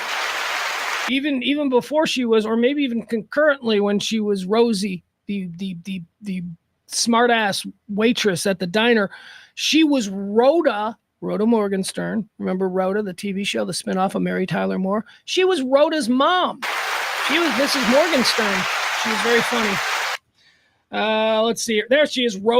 That's Rosie. Oh, look at that. Look at what we got here. I don't remember this commercial. Although, wait a second. Who's this in the background? This Flo? What are they doing? A crossover with Alice? That looks like Flo. This is Rosie and Rosie. That's Rosie, the bounty quicker picker upper lady, and famed NFL defensive tackle Rosie Greer. Look at that. Rosie and Rosie. Bounty, the quicker picker upper. She's an actress, but is she really an actress? Because she's like commercial. It's, she's not an actress. I want Nancy Walker in heaven, so there she goes. Nancy Walker goes to heaven.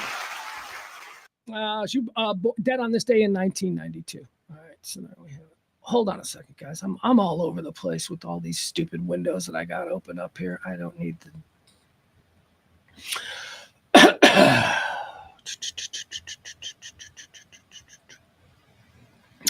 Let's see here. What else do we have? All right, Nancy Walker died. She's going to heaven. Ida B. Wells went to heaven. Dead on this day.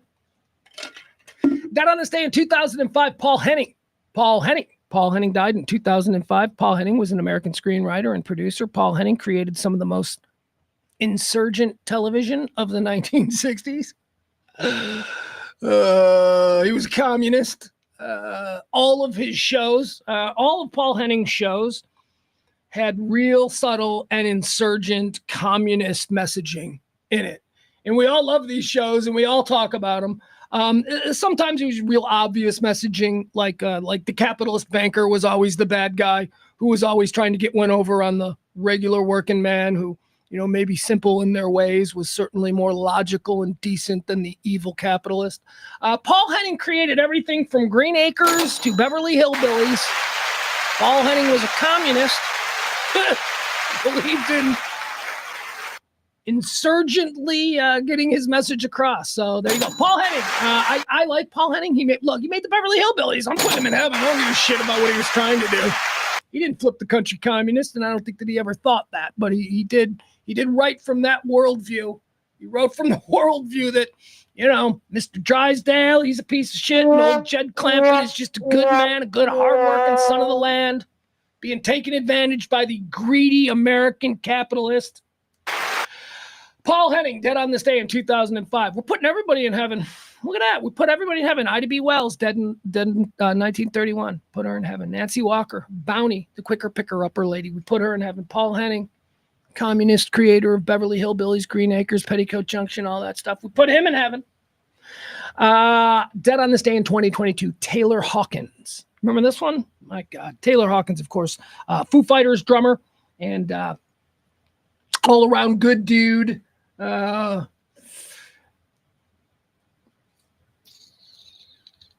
I'm putting him in heaven. I'm putting him in heaven. Why not? Clean slate. I put everybody in heaven today. Why not? Maybe it's because I'm in such a good mood. Because why? Well, we've got a big event tonight. That's right. I got to say it again. I got to do this every so often in between. Check it out. It's scrolling down below. Come join me. We'll be hosting trivia tonight at the Back 9 in Addison. That's at 4060 Beltline Road in Addison. Everybody who comes and sign up starts at 6 o'clock, comes up to play trivia with us. You will receive what I'm calling a month's supply, although I don't know how much you're going to ingest. It's a full box, full case of these things. This is an $80 value. Wait, how much are these things? Oh, you get that. Oh, okay, I see it. Come on by, everybody, just for saying thank you and for supporting this show and our desperate attempts at growth and all of that good stuff. Come on by 6 o'clock tonight, the Back 9 trivia. If you want to play, all right, Lane, you want to play and you're like, I don't know if I'm any good at it, come find me. Come find me when you come in. Or if you know you're good at trivia but you don't have a team, come find me. I'm putting together the Globetrotters of trivia. You'll see. We certainly aren't going to debut them here, but I'm scouting. I'm scouting for my Globetrotters of trivia team. And then we're going to flip this whole thing on its head. Then it's going to be, you guys can't beat us. You're all going to be going around like the nerds at work. You're like, hey, will you come to Back 9? This is like 6 months from now because we're going to make this fun. This is going to be a thing. Be going around to your nerds at work like, hey, you want to come and be on my trivia team because Pugs keeps running his mouth. We need to shut him up. We need to... Although, if I'm being honest, I used to. My claim to fame was always that I'd never lost a game of trivia. Never. I'm also, I have been told by numerous people that were they to ever get on Who Wants to Be a Millionaire, that I was going to be their phone a friend because of my just vast, useless, stupid things that I know. I am very often somebody. Okay, so have you ever been playing Trivia Pursuit with people? Like maybe it's like Christmas or whatever, and it's, or whatever, a family gathering. You're playing Trivial Pursuit, and then one of the people playing gets up and goes to the bathroom. Yeah, they're calling me. Yeah, calling me. I've received phone calls and texts from people who are in heated games of Trivial Pursuits who have removed themselves from the game to go to the bathroom, and then they've utilized my vast trivia knowledge now. I used to host trivia contests in Chicago. I don't think I ever did trivia here. I attended a lot of trivia. We used to play trivia all the time at the pub and grub and stuff. I don't think I ever did a trivia event here. Here's the catch. I'm old now. I am old. And I got to be honest with you. I have blind spots in my trivia game that I never had when I was 30. I don't know Jay-Z from... don't talk to me about apps. Don't talk to me about young people slang. I don't know what cap means. My kid says cap all the time. And I keep being told what no cap means, but I keep forgetting again. I'm like, because it doesn't make any sense. It makes no fucking sense. There's no way for me to. So I have blind spots because I'm old. So I'm vulnerable. The old lion of trivia is vulnerable. I retired a couple of years ago, but in honor of the late, great George Foreman, I think I'm coming back. And what I need is a super team. So that's what I'll be scouting for. I'll be scouting for my Globetrotters of trivia. It's me and it's Schwartz. We already got Schwartz. All right, that's a good start. You'd be surprised at Schwartz's knowledge. Like you're thinking, oh, he's getting him for science and shit. No, I'm getting Schwartz for music. I'm getting Schwartz for music and entertainment and literature and art and all of the fucking shit that is stupid. Where'd he go? Where'd he go? Princeton? I don't know, Yale? I think he went to Yale. Whatever it is, I always get it wrong and I think it bothers him and I don't care. Oh, whatever it is that's in that head of his. He's one. He's one of my members of the super team. But I think we're gonna need like 3 more because the way we used to play it was with teams of 5 because you want it an uneven number. Anyway, so come on out if you know anybody who's really good at trivia. I'm gonna be watching. I'll be looking. Let me fix the eagle and then we'll get into all the shit we're gonna talk about. It's 3 o'clock already. We haven't even started. We haven't even begun to get into our current event stuff. Watch and read. Who's that? Teen son of ex-Yankee star Brett Gardner did not die by asphyxia. That's a terrible story. Yeah, we haven't been talking about that. Okay. Sorry, just a little breaking news. All right, so look, guys, here's what I got to do, and I hope you understand. I'm going to be here all day. I got a quick thing that I got to do at 4:30, so we got to be off the air by 4:30. And then I got to get up to the back 9 in Addison for the 6 o'clock trivia thing. I need to take a quick break. Will you indulge me? Let me go take a quick break and we'll come back. I'll be back. Give me a minute. Just like give me a minute. I'm going to the bathroom. Fine. I'm going to the bathroom and I got to refill my soda. It's very important that I have something to drink. I'm trapped here. All right. So if you'll indulge me, I'll be right back. And please hold on. Please don't go anywhere.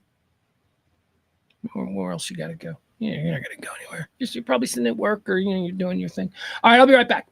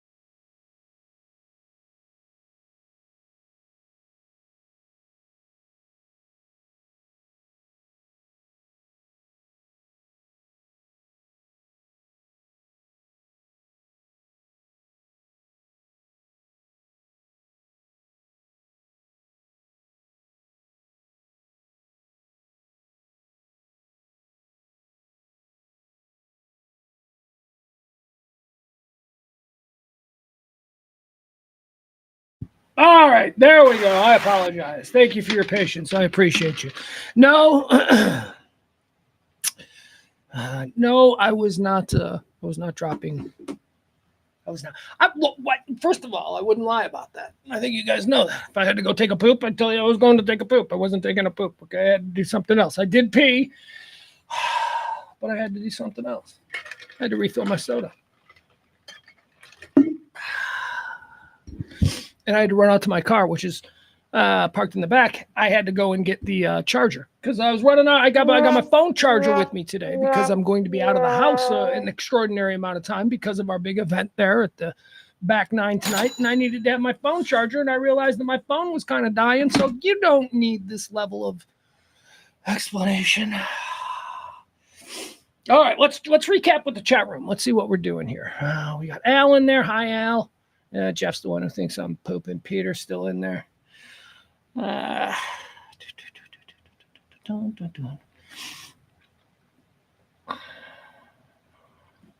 See, what else did I want to talk about? Was there anything else that I wanted to mention? What did I watch last night? Did I watch anything good last night? Oh yeah, that's it. That's exactly what I wanted to talk about before we get into some of the headlines. I'm pacing myself because I know that two of the stories that we're going to talk about very quickly, they're going to get me going. They're going to get me going, but look, not in an evil way. Just they're going to get me going. So, hold on. Last night, I finally started watching the latest season of The Righteous Gemstones on Max. Righteous Gemstones has been back for about 2 weeks, I think. I know there's 3 episodes, but I think it's only been back for 2 weeks. I think maybe the first week there were 2 episodes because the first episode of the new season of The Righteous Gemstones, the first episode was non-canon, if you will. It was an episode that took place during the Civil War. You know, the Righteous Gemstones are a modern powerhouse Christian evangelical entertainment family. That's what the show's about. John Goodman, Danny McBride, Walton Goggins, more on that in a second. Just such an incredibly funny and well-done show, The Royal Gemstones. So again, the show is set in the modern times. Season 4, which is what I think we just started, season 4, episode 1 was titled Prelude, and it was all set in the Civil War. And I guess it's about the origin story of the Gemstone family. And none of the people who are in The Righteous Gemstones were in season 4, episode 1, because it starred or it featured who would be their like great-great-grandpa Jebediah Gemstone or whatever. And that character was played by Bradley Cooper. It was kind of awesome. It was, if you like the season 4, episode 1 of The Righteous Gemstones, I believe is a one-off pilot for a Righteous Gemstones spinoff, because this is the final season of The Righteous Gemstones. They're not making it anymore. And that's what I think episode 1 of season 4, Prelude, starring Bradley Cooper as this like con man from back in the Civil War time, because that's how the Gemstones started. They were these early con man. Anyway, it was so good, and I whipped through the first 3 episodes last night, and here's what I'm thinking, because now I'm out of episodes. I have to wait till Sunday, and now I'm stuck in the got to watch 1 episode and then wait a week and then watch another episode, then wait another. I don't do that. That's barbaric. That's not good. Excuse me. I was running, so I still haven't caught my breath because I'm old. When I ran to get the charger, I was running to the car. I gotta catch my breath. I hate being old. This sucks. So that's what I think. Season 4, episode 1, Prelude. I think that is a pilot episode to HBO of what could be a series next season, starring Bradley Cooper. Bradley Cooper doing an HBO series as the star. That's pretty cool. You know, he must want to stay in one spot for like a couple of years. Probably done with location shoots and traveling for movies and all that. That's what they say the nice thing about doing a television show. And now we're in an era where there is absolutely zero shame in a top flight A-list actor doing TV. Because guess what? That's where you get seen these days. Ain't nobody going to the movie theaters. If your brand was exclusively appreciated or seen in movie theaters, yeah, you wouldn't be much. Goddamn thing did it again. So I think maybe Bradley Cooper is going to do an HBO series. And I think it'll probably be, this, whatever that was. And by the way, I just have to say, the one standalone episode, again, season 4, episode 1, prelude of the Righteous Gemstones. Make that series. I want to see that series. It was so good. It was, at first I was angry. I'm like, oh, wait. So this isn't even going to continue the story. Let's go, people. What are you doing? But then within 10 minutes, I was like, oh boy. All right, I'm in this. So there you go. I wanted to let people know that it's a pretty interesting thing. If you watch The Righteous Gemstones and you haven't started watching yet, season 4, episode 1 is pretty great. All right. And I believe it's going to be a series if they can come to an agreement financially with Bradley Cooper, because he's going to be a little expensive, but All right, let's get started. Let's do this. So there was a huge oops, right? We don't do politics on this show. I don't even want to get into the... Here's what I will say with it without saying any names.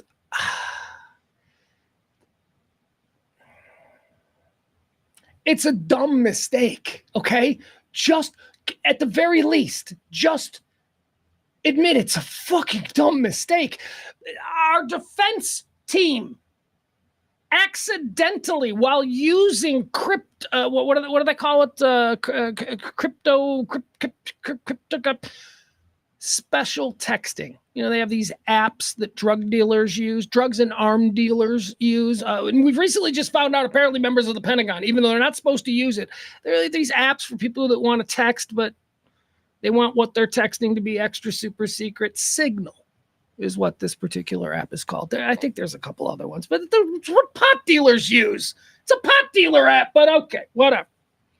And it's also, I guess, not supposed to be used. The Department of Justice has long-standing orders that, no, this is not secured. We believe that it is incredibly vulnerable to outside and foreign interests.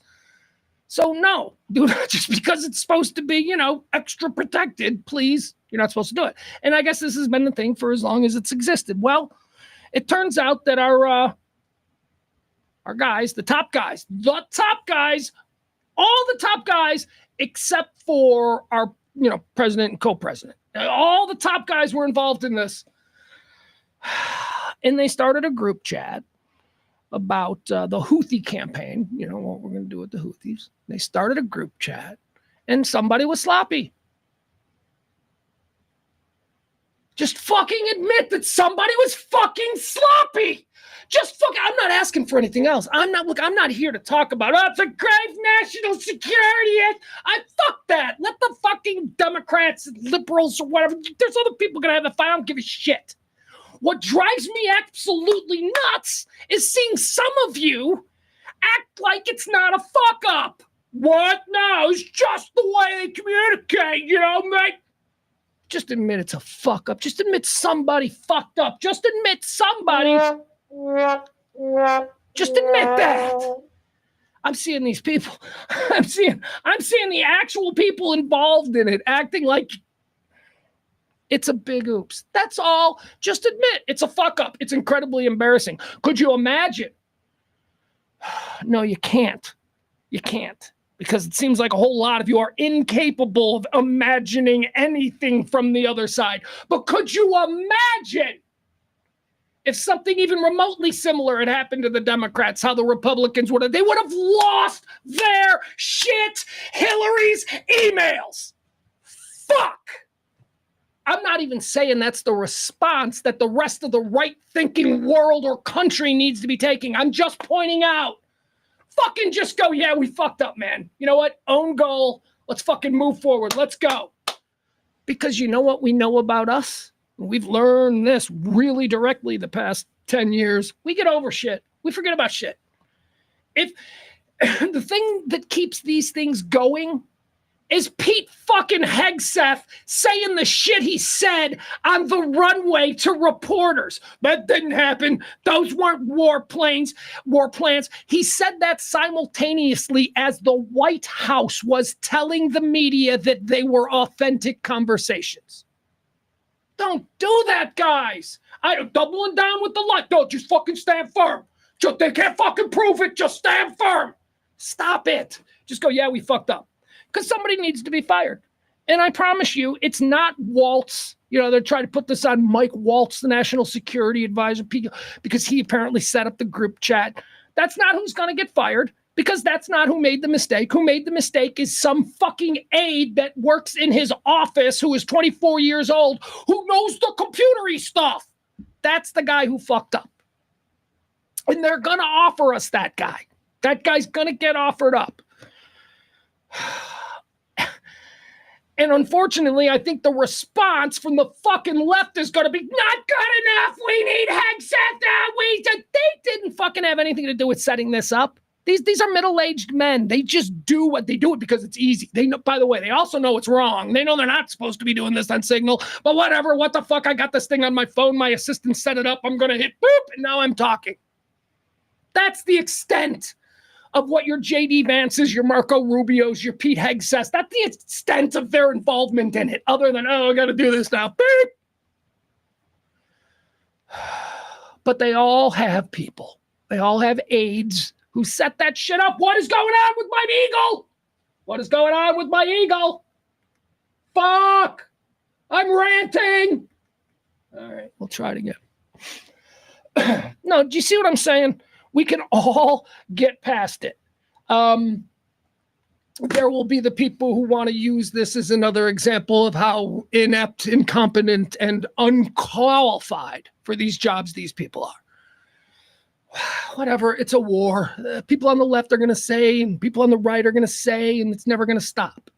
Us, the people in the middle, the 70% normal people, right?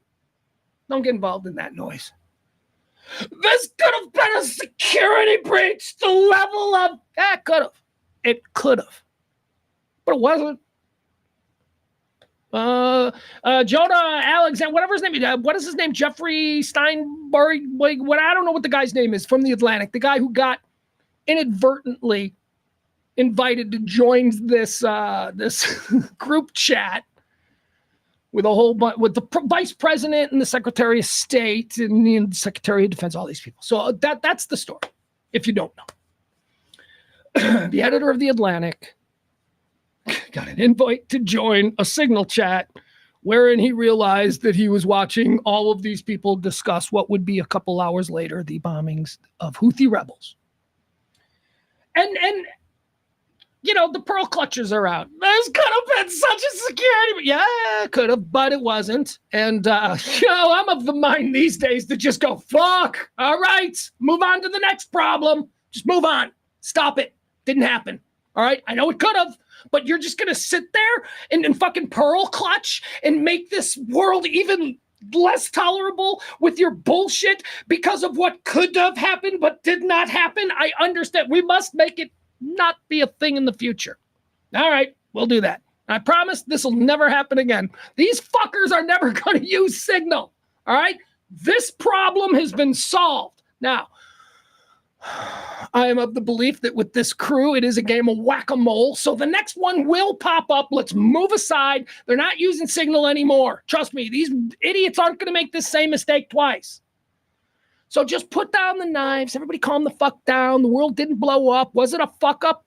In my personal opinion, it was massively fucked up. It was like a huge, humiliating fuck up where it's like, the one person you didn't want, like if you had accidentally like, oh, my 17-year-old daughter's in here by accident. I'm sorry, sweetie. We accidentally invited you. That's one thing. They accidentally invited the editor of The Atlantic, which is like in their eyes, the enemy. So, I mean, it's funny. And yeah, maybe I'm a bit fatalistic. I don't give a fuck. I don't care what this could lead to. It was funny. But what's not funny is these sons of bitches who are looking at me, a proud member of the 70% of us are normal. They're looking me in the eye and they're acting like I'm nuts. That this wasn't a fuck up. You fucked up, dude. You fucked up. I can only imagine if this was like an episode of Veep. Seriously, there are so many things happening with this administration that I'm like, this is fucking right out of Veep. I don't know if you guys ever saw Veep. Great show. HBO show, Max show. But okay. All right. So we move on. So let's just move on, right? I fully anticipate the next little, swing of the whack-a-mole mallet to be in the next few days. Hoping I'm wrong. That'd be great. If they can right this ship and get everything going, that's great. This is a fuck up. Just admit it's a fuck up and move on. We'll lose interest because nothing happened. And all those people who are pearl clutching about how this could have been a huge national defense fight. Fuck you. It wasn't. Okay? The Houthis didn't find out. They bombed them. I know what else is happening that we're not aware of yet because of the Atlantic. I know. There's all kinds of stupid shit. I'm sure of it. That's why I say it's a whack-a-mole game with this crew. But stop it. Watching the crazy 15 on the left and the crazy 15 on the right just fucking go head to head on this, when all I want is just them to admit that, yeah, it was a fuck up. And I would say, let's move on. Let's move on.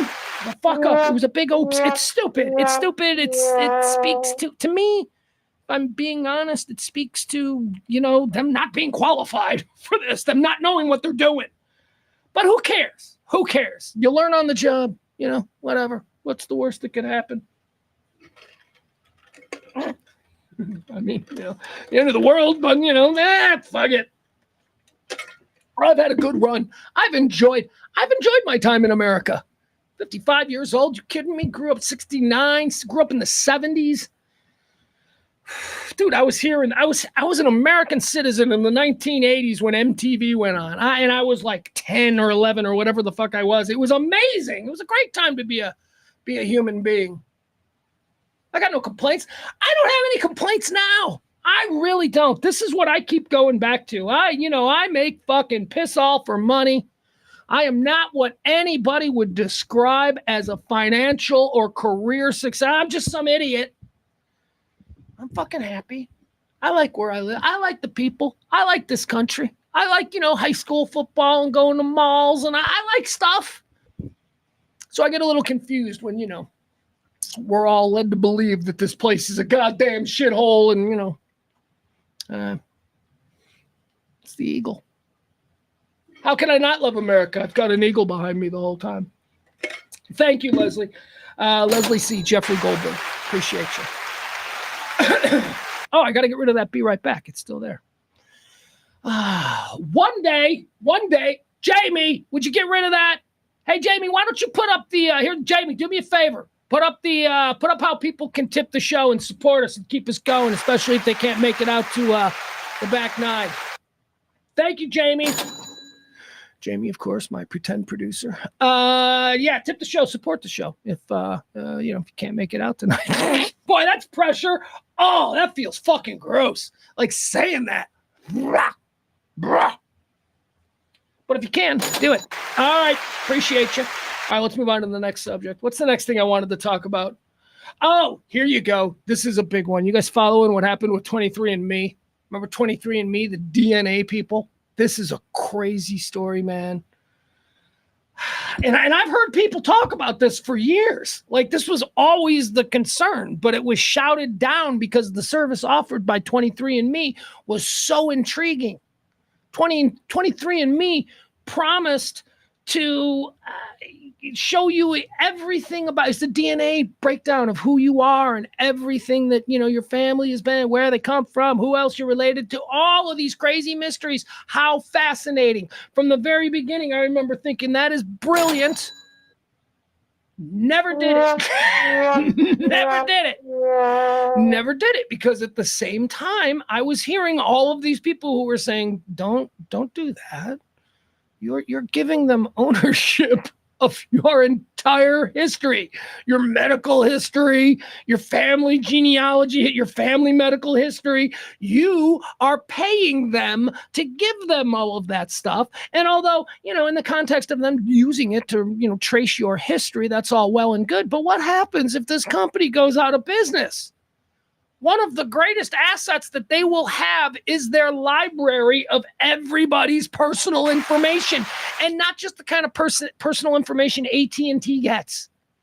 We're talking about medical history. We're talking about all kind. I mean, do you think there'll be any industries interesting in acquiring all of that information about you? So there's a big scare now because 23andMe is filed for bankruptcy. And there is a mad dash by everyone who has ever been on 23andMe to get on the website and try and delete your entire file. So if you haven't done that yet, you should probably do it. Here, this comes from the Attorney General of the state of California. Okay, so here you go. Attorney General Rob Bonta.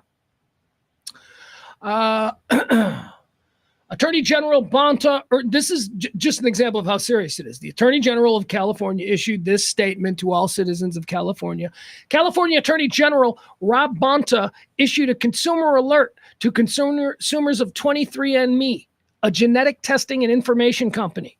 The California-based company has publicly reported that it is in financial distress and stated in securities filing that there is substantial doubt about its ability to continue as a going concern.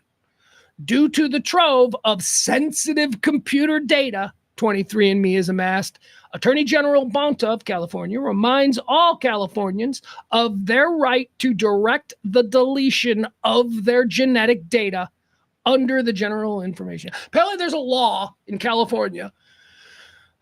And by the way, I know at the time this problem was like, oh, goddamn liberals and their stupid law. But no, apparently there is a law that these goddamn liberals in California came up with that allows them to do this no matter what, that they cannot. So well, that's good. So he's just the Attorney General of California is reminding all Californians that it is their right by state law to be able to demand proof of your deletion of information from their websites.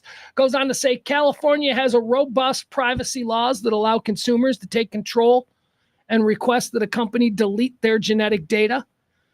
Given that 23andMe's reported financial distress, I remind Californians to consider invoking their rights and directing 23andMe to delete their data and destroy any samples of genetic. They got genetic samples of you fuckers, man. They got you. This isn't like well, Google's got your search history. I don't fucking care about my search history.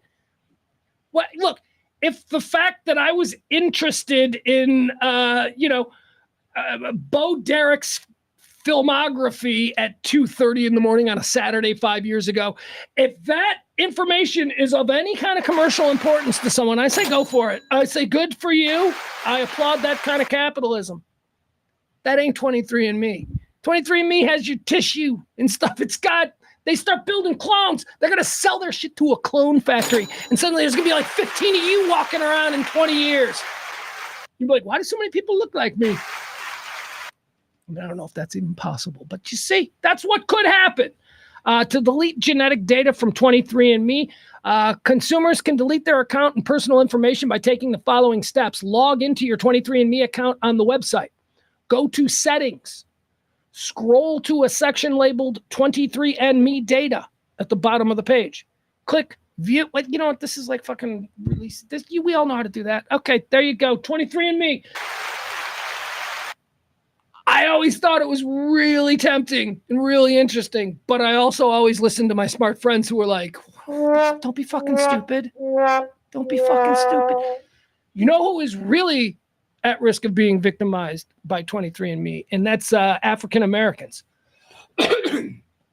African Americans were huge in 23andMe because, unlike us with our European families who came over on boats with tickets and all that kind of stuff, most African Americans have no idea where they're from, where in Africa they're from. They were slaves. They were brought here against their will. They were stripped of their names and any knowledge of it. So African Americans were huge with 23andMe, and 23andMe marketed heavily to that consumer base. So, I mean, they're really at risk. I mean, everybody who is, but I'm just saying this. All right, we're going to move on. What else do we have?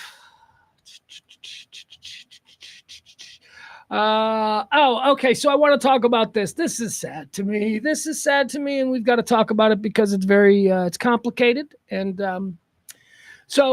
Cain Velasquez, Cain Velasquez, I think, is the first guest ever on Rear Naked Radio. Rear Naked Radio was my MMA show back in the days. I think Cain was the first guest that I ever had on. Cain would go on to be, in my opinion, the second greatest heavyweight in the history of the UFC. Probably the fourth greatest heavyweight of all time in mixed martial arts. Cain Velasquez was just, he was an absolute, boy, oh boy. Prime Cain Velasquez in that cage was scary. Anyway, point is this. Cain Velasquez retired, ended his career in the UFC, went and had a family. He was enjoying the life of a UFC Hall of Famer and a UFC former champion and all that, which is a nice life. You know, if you get to retire as a Cain Velasquez, an Anderson Silva, somebody like that, you get to retire like that. It's a nice life. I'm not saying it's, Rolling Stone. You're not a member of the Rolling Stones, but it's nice. It's millions and millions of dollars. It's comfortable. You don't really have to do anything the rest of your life. If you live reasonable, you can have an awesome life and do whatever you want. So that's kind of what he was enjoying. He's got a wife and he's got kids. And a couple of years ago, his son was molested at a daycare center. Cain Velasquez, retired UFC Hall of Famer. Somebody was so stupid that they molested a UFC Hall of Famer's son. That happened. It happened at a daycare where Cain Velasquez's wife was dropping off their youngest every day, and it happened multiple times. It wasn't just once. It was going on and on and on and on. Cain Velasquez found out about it. Found out about it because the authorities found out. It became like a big police thing. And like I said, you probably don't want to molest Cain Velasquez. You don't want to molest any kids. Rule of thumb. I think we can all agree on that. And if we can't, get out of the chat room. I don't want you listening. Point is this. He lost his shit.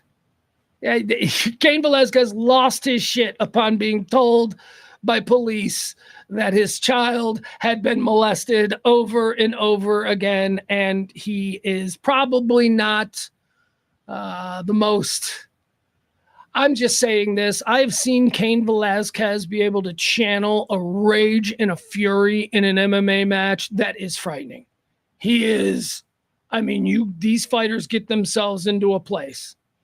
And Cain had been retired for a while, and I think that Cain went to that place upon hearing that his son was molested.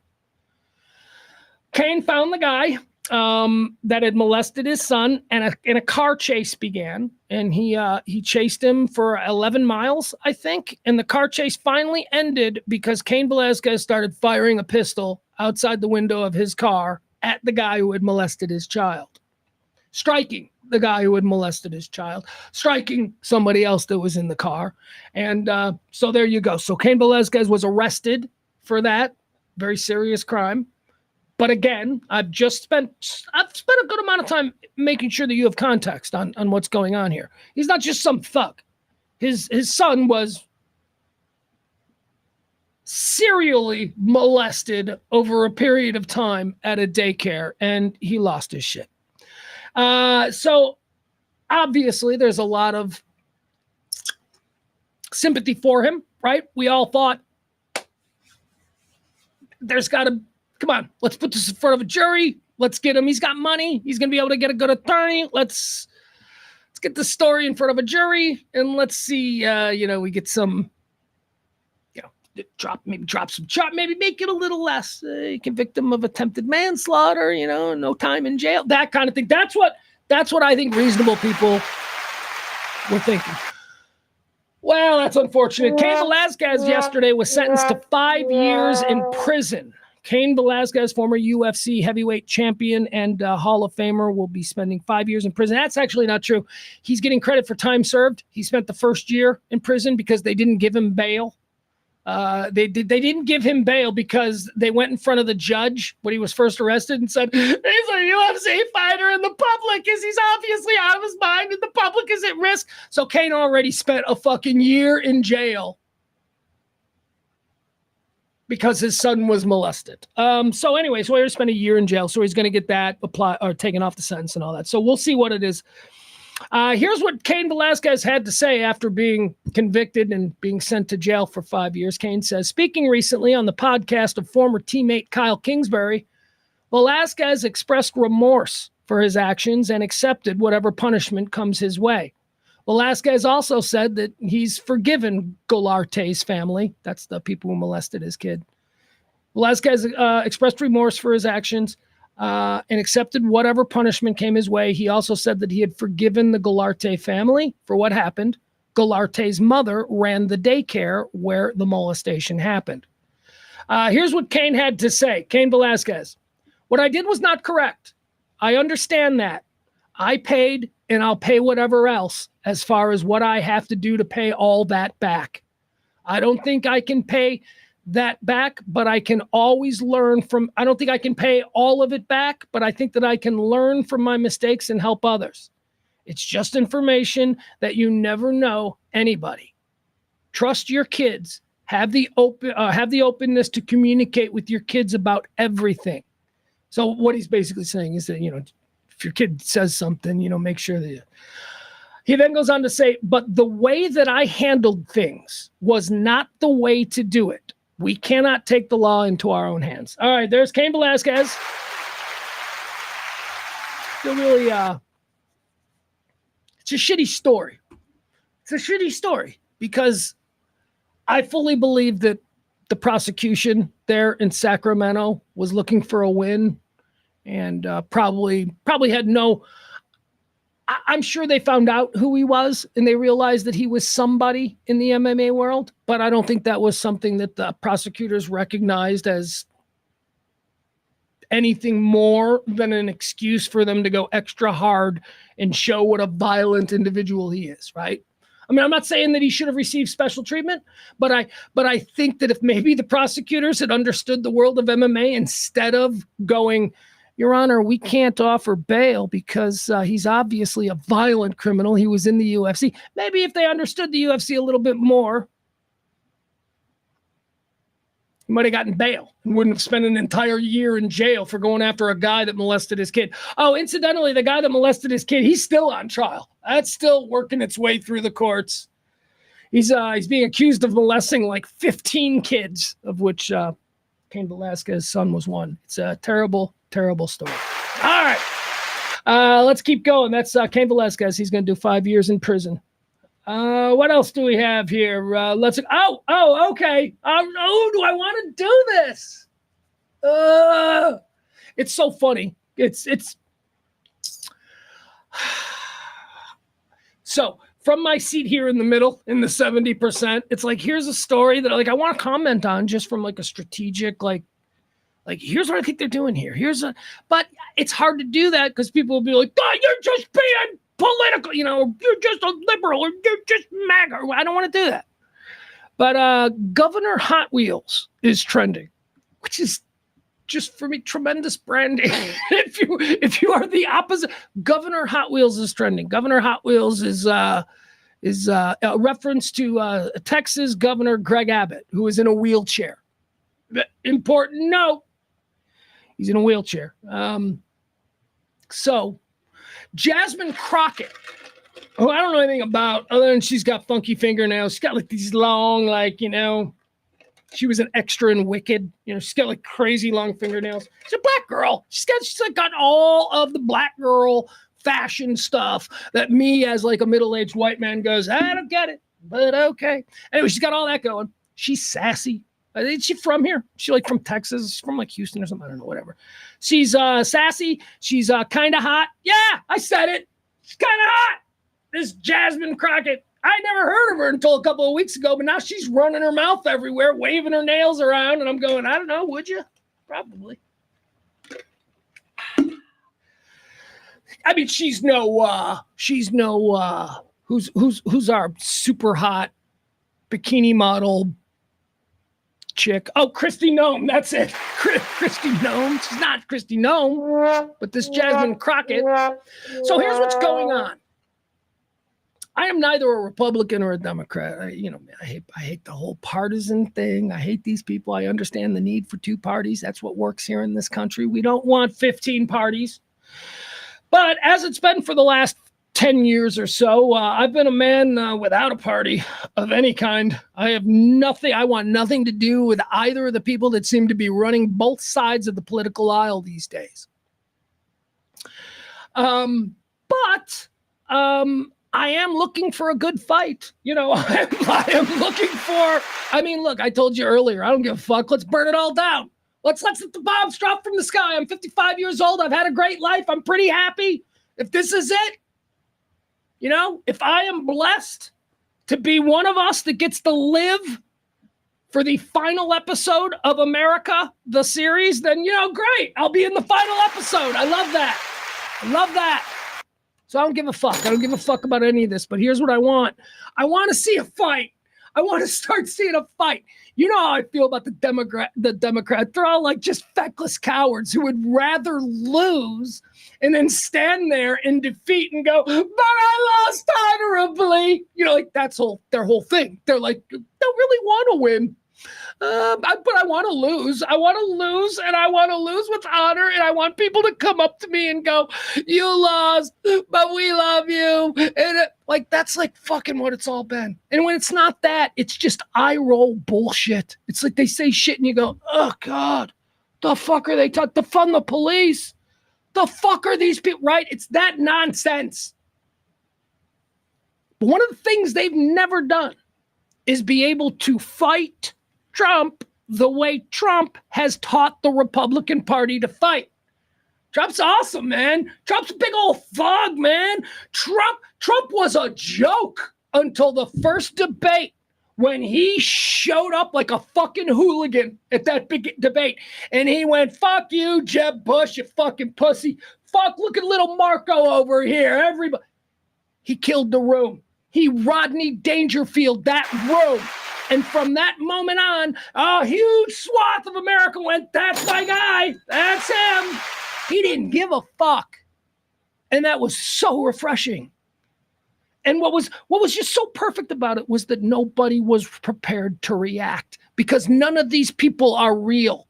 These people are all, when you see them, when you saw Jeb getting fucking steamrolled by Rodney Dangerfield at the debate, he didn't know how to react because he has no natural instincts because he's a fucking political animal. They all are. So what we've seen here from and I call them the opposition party because that's how I look at it. We got a party in power, and then any party in power has to be held to account by an opposition party that is relevant, and the Democrats are not relevant. Not at all. They're cute with their little rallies and they're crying. Fucking AOC and Bernie Sanders. Really? You've learned fucking nothing. You're going back to that well. You fucking...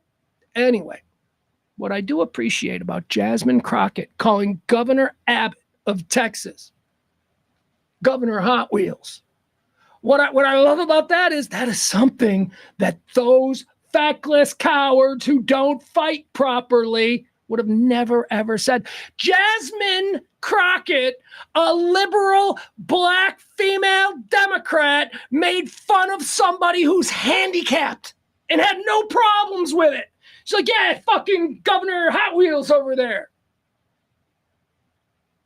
That got my attention.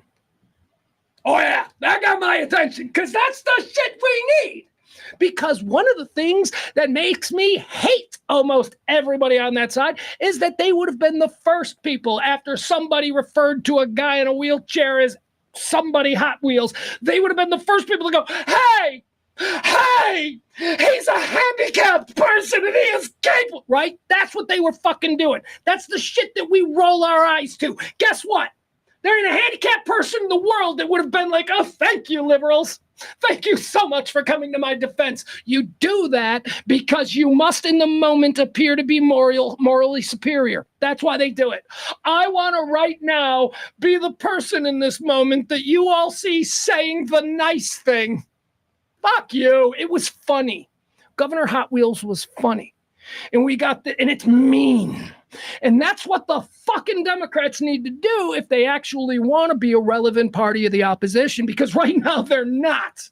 They're running around the country with AOC and Bernie Sanders. Do you understand what you're suggesting? Bernie Sanders going to die. Like 6 weeks in, Bernie Sanders is 100 fucking years old. So you're presenting as an option to the American people, AO motherfucking C? And you think you're going to win. You think you're going to win the Electoral College with that. Governor Hot Wheels is funny. And I give a lot of credit to that chick. She's a comer. I'm going to watch her with her fingernails. They got to get meaner.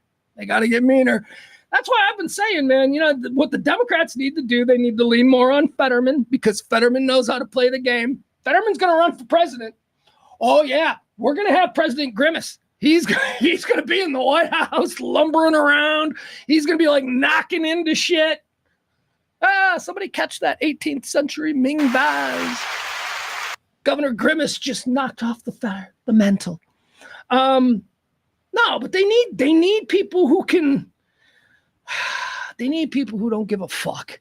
They need people who have good intentions, who aren't afraid to fight the way people fight in bar rooms. Because that's how Trump and all the Republicans have shifted. They didn't used to be this way, but remember I told you back to the first debate, Trump taught them how to win, how to connect with regular people. And, calling Abbott Governor Hot Wheels is fucking great. And it's a good start, and let's go. Yeah, Fetterman, but here's what Fetterman's doing, because Fetterman knows that he's already got that part of it. Like, people know that Fetterman's kind of like a working class, like regular guy.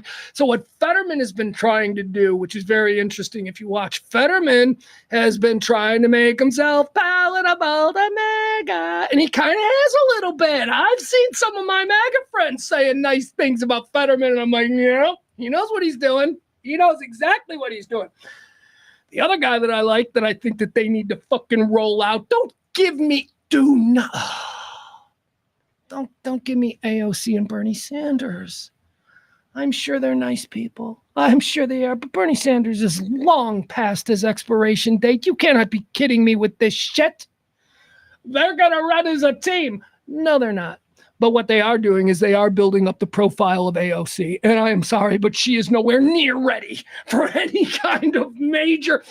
She's only recently gotten on committees of any relevance. She's only recently, within the last year, been, been talking.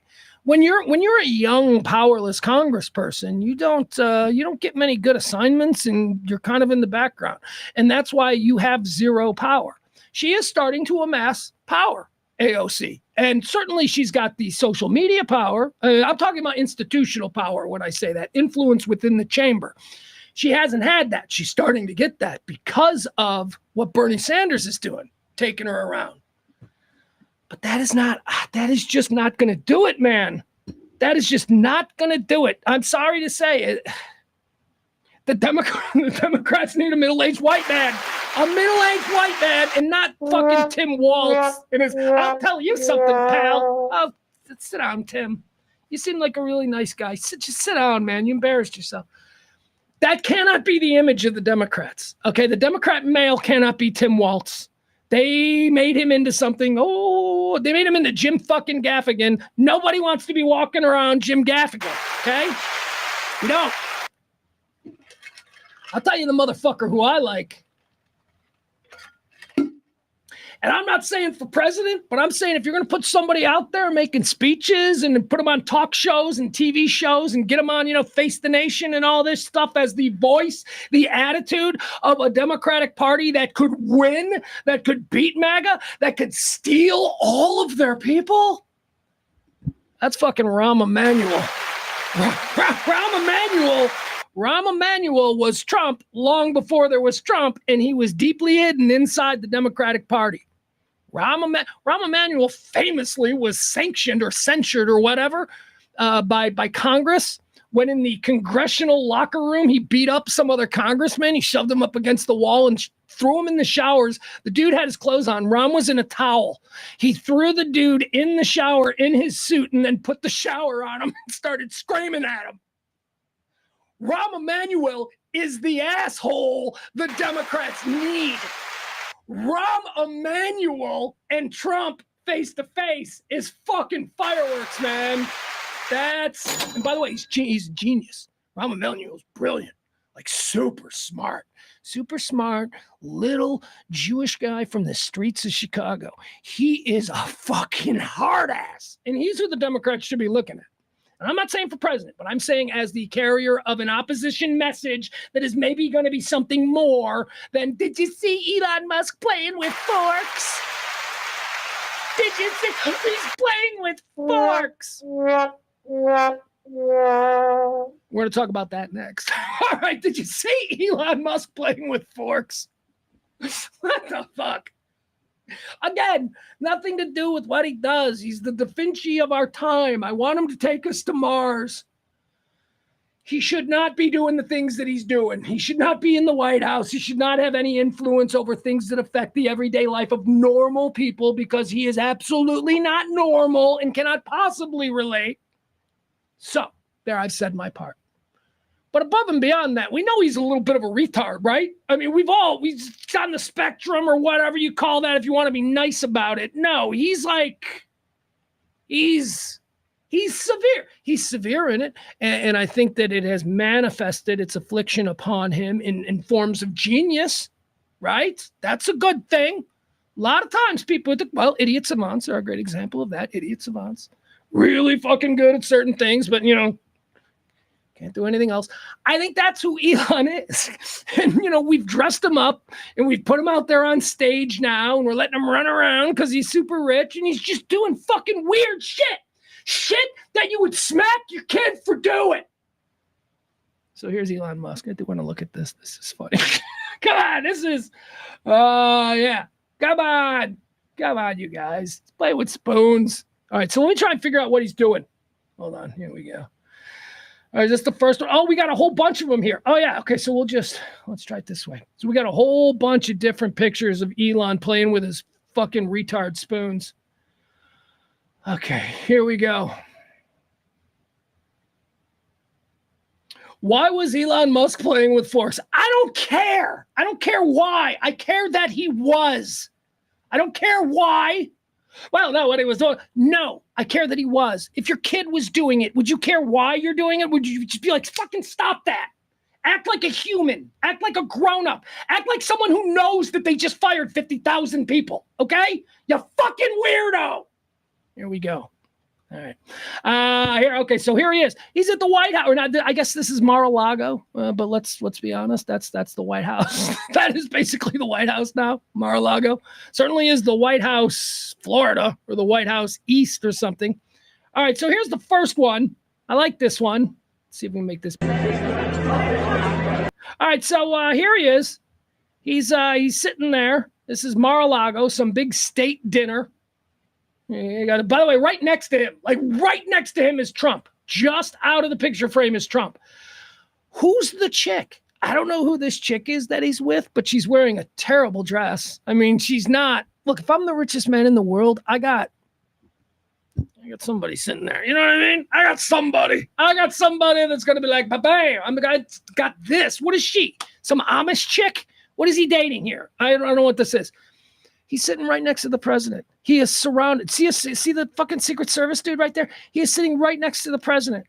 And look at what he's doing. He's playing with fucking forks like a 5-year-old. And look at the chick's got to act like it's totally okay, like it's totally normal. And the Secret Service guy, he's rolling his eyes. He's like, what the fuck is happening in this country? There's the president right there, ladies and gentlemen.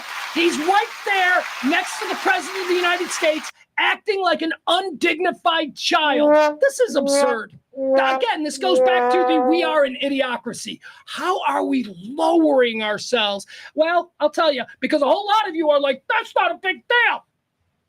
I'll see what you're worried about. Because you say that about everything. You said that about the last 500 fucking things. And now we're down here. We used to be up here, but now you're down here. Because it's okay to play with fucking your food and forks at a restaurant with the president.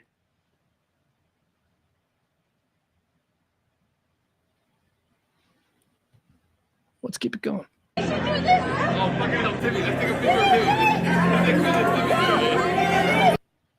Oh, is that it? All right, that's okay, because we got more.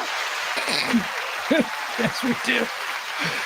All right, that's one video of him there. Let's see, where's the other video of him playing with his... God, just why do you have to be so weird? This better pay off with Mars. This better pay off with... This better all be leading to something. I swear to fucking God. All right, here we go. Now he's showing other people. Now he's got Carolyn Levitt. Hold on, I need a drink.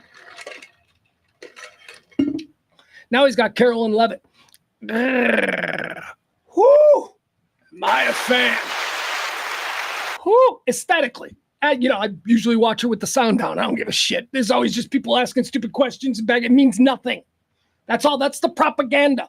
But I do like to see her. And, good looking woman. All right, so here we are. Now we got Elon. He's got the White House spokesperson, the press secretary, Carolyn Levitt. Now he's got her involved. He's got to act. Elon, what the hell are you doing?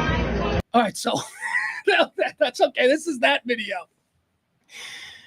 This is somebody else who's there. Okay, lest you think this is totally okay and these kinds of things happen all the time.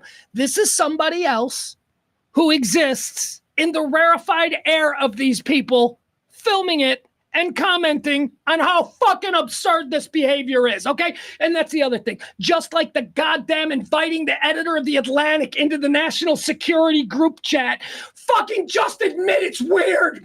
Oh! All right, here we go. Now listen to the commentary from this guy. Elon, what the hell are you doing?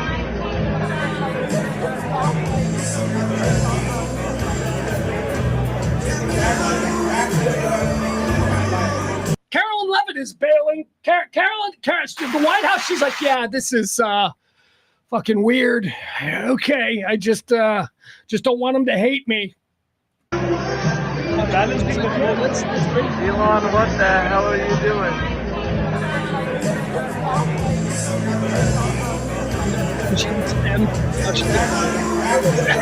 It's like, what the fuck is happening here? What is this? Did you see her look at the Secret Service? Like, what the fuck? This is weird, man. It's all weird. And if you could all just admit that it's weird, that's fine.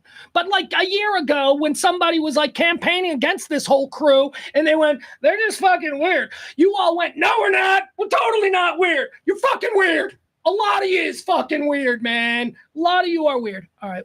Again, I want to go back. I want to watch Carolyn Levitt.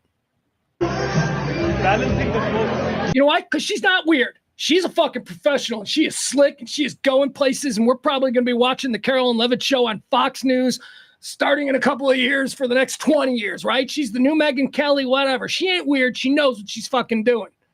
I love her reaction. She knows how fucking weird this is. Watch her look at the Secret Service guy. Elon, what the hell are you doing?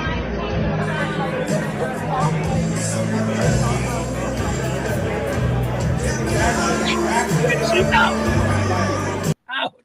Come on, that's great. Even Carolyn Levitt was like, this fucking guy. He's fucking Gary Busey. That's what we got. All right, we got another video. All right, let's see. Maybe this is the same one. It's Gary Busey. We give Gary Busey control. Timmy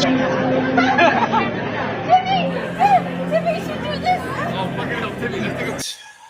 That's it. I can't anymore. There's a couple more videos, but we get the idea. We got the idea.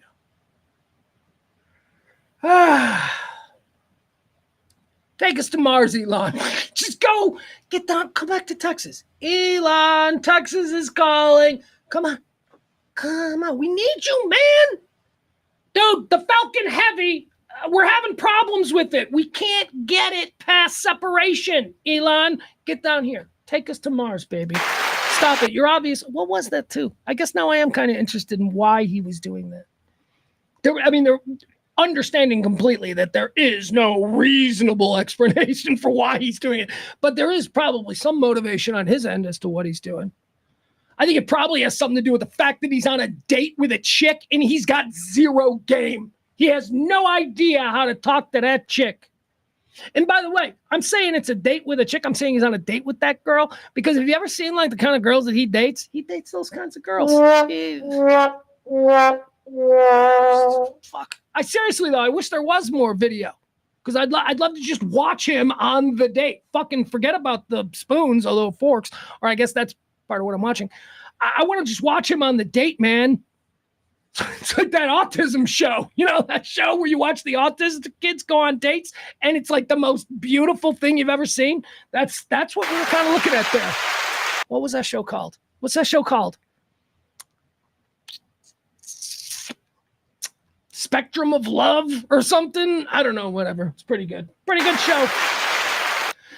All right, now we're going to end this whole rant, the spoon rant. We're going to end this whole thing with me just simply saying this.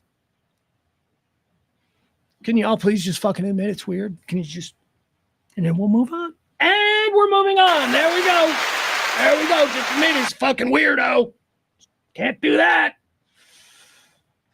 It's not weird. Yes, it is. That's gaslighting. See, that's gaslighting. That is obviously weird. And when you say that's not weird, you're weird for thinking that that's weird. That's the very definition of gaslighting because we know that that's weird. Okay, let's get that.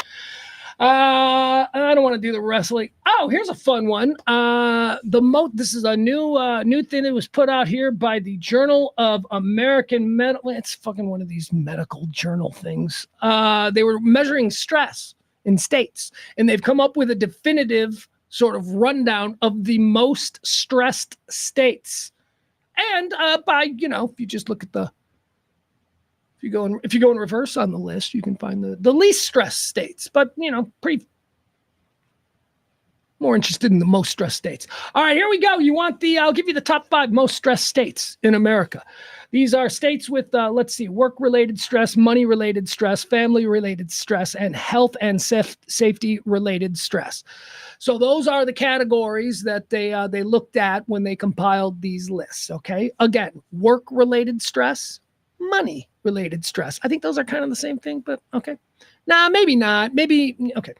Work-related stress, money-related stress, family-related stress, health and safety-related stress. You know, like maybe you don't have insurance coverage, but you're having heart pains. That's pretty bad. Maybe you live in a neighborhood that's dangerous and, you know, so you're stressed out about, oh, they're going to break into my car again. Those kinds of things. All right, here we go. The top 5 most stressed states in America. Number 5. I would like to say congratulations to this state because this is the first listing of states where it's bad to be number 1. This is like the first list of state rankings that's bad to be number 1, where this state isn't number 1. Mississippi is number 5. Congratulations, Mississippi. You may lead the nation in every horrible thing. Worst state in America is always Mississippi. You may have that market cornered. God love you. But you're not the most stressed about it. It looks like you've settled into it. Mississippi is totally cool with who they are. Like, we know who we are. It doesn't really bother us anymore. We're fucking Mississippi. I mean, yeah, it's pretty, but nothing, can't build anything. It's all hot. Mississippi is number 5. Number 4 on the most stressed out states. How about West Virginia? West Virginia, okay, so Mississippi is the 5th most stressed. West Virginia. So I guess I'm thinking now, I'm like, yeah, no, Mississippi would be pretty stressed. So forget that little bit of improv I just did there. It didn't make any sense, but you already knew that. West Virginia is number 4. The 3rd most stressed state is Louisiana. The 2nd most stressed state. I'm surprised this one ain't number 1. I really thought that this was going to be number 1, and it's not. The number 2 most stressed state in America is Nevada. I really thought it would be number one because all the gambling and stuff. You know, like everybody's always white knuckling it there. Okay, no, Nevada's number two. The number one most stressed state in America is New Mexico. New Mexico. Let me tell you, I got an idea about why that is. I spent a weekend in New Mexico once, Albuquerque. I was in a hotel, and it was a nice hotel, not a 5-star or anything like that, but it wasn't like, you know, a roadside. It was a downtown convention center type nice, you know, nice hotel. I saw a cockroach in my bedroom, my hotel room, that I could have thrown a saddle on and rode around. I have never seen an infestation of gigantic cockroaches everywhere, quite like I saw in New Mexico, in Albuquerque, New Mexico. Everywhere. The way other places have pigeons, they have gigantic 50-pound cockroaches just walking around. And they're all like, yeah, that's New Mexico. So that's all I know about New Mexico. Other than that, no idea why they'd be the number one most stressed. Big fucking cockroaches, Jesus. Like the kind that you smash on the wall. You know, you smash it, there it is, get it. And you boom with your shoe. And then you got to get cleaning fluids to like clean it off because he just was like, you know, he was big and he splattered all over. And you're like, dude, we need paper towels. Bring the whole roll. That shouldn't be the case with a bug. You smash a bug, maybe a tissue, right? No, not in New Mexico. All right, let's look out. Should we go with most stressed or least stressed? Wait, yeah, least stressed. New Mexico is the most stressed. Guess what's the least stressed? Number 50 on our ranking is Nebraska. Nebraska. Of course it is. Fuck Nebraska. That fits, right? Nebraska. That seems nice there. Nebraska seems nice. Like if that's your speed, like if that's what you're comfortable with, if you could do that, I don't think I could. There's not enough going on. I'd become so into the Cornhuskers. I would. If I lived there, that would be, isn't that it? That's like all they have. Anyway, Nebraska, I get it. Nebraska, very chill. Number 49, the second least stressed state in the country. A place that I've spent a lot of time. I love this place. One of my favorite states. It's definitely a top 3 or 4 favorite state of mine. Minnesota. Minnesota. Dude, they call it Minnesota nice. Those people are fucking wonderful. But also, let's not get crazy. There's no difference between people from Minnesota and people from Wisconsin. It's an arbitrary border. They're the exact same person. New Hampshire is 48. South Dakota is 47. Iowa is 46. There you go. That's for you, Jeff. All right, let's look at Texas. Where does Texas come in? Oh, there's Illinois. Okay, Illinois comes in at number 31. So I guess, 50 states. So 25 would be midway. All right, Illinois is on the bad side. All right? Illinois is at 31. Let's see here. No, Illinois is on the good side. Yeah, at 31, Illinois is on the good side. I'm so confused. All right, because 25 is central, is the middle. You know, 1 is the most stressed.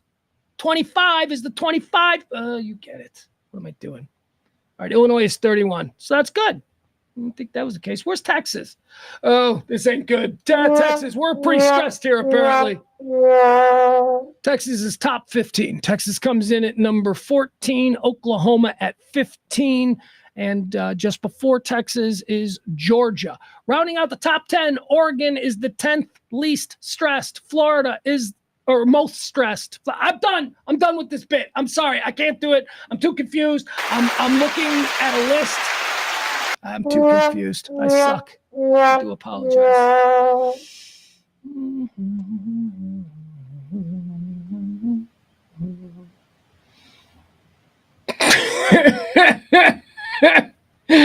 That's funny. Adam says, I feel like here, I'll put it up for you. Adam says, I'll read it. Adam says, I feel like anyone in Florida would punch me in the face. No questions asked. Well, I would say, Adam, don't limit that to Florida. I think you underestimate your loathsome branding. You know, I think there are people in just about any state, after spending a little bit of time with you, might want to punch you in the face. I love you. I say it as a brother. I think you understand. All right. Let's see. What else do we have? Yeah. Oh, and by the way, thanks for this, you fucking cunt. Like, Adam, Jesus, still streaming? Jesus. Like I'm a monster or something. Like I'm a monster. He's calling me a monster. Jesus. Invoking the name of the Lord. Please. That's hurtful. There is no reason to be hurtful.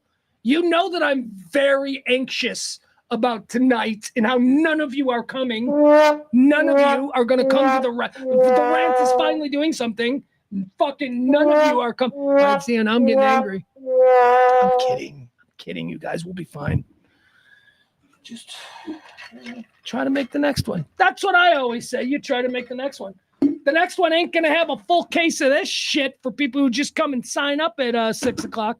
Join us at 6 o'clock tonight at the Back Nine. That's in Addison, 4060 Beltline Road. Sign up for our trash trivia contest. I don't know what that is either. You might realize, Pugs hasn't really explained.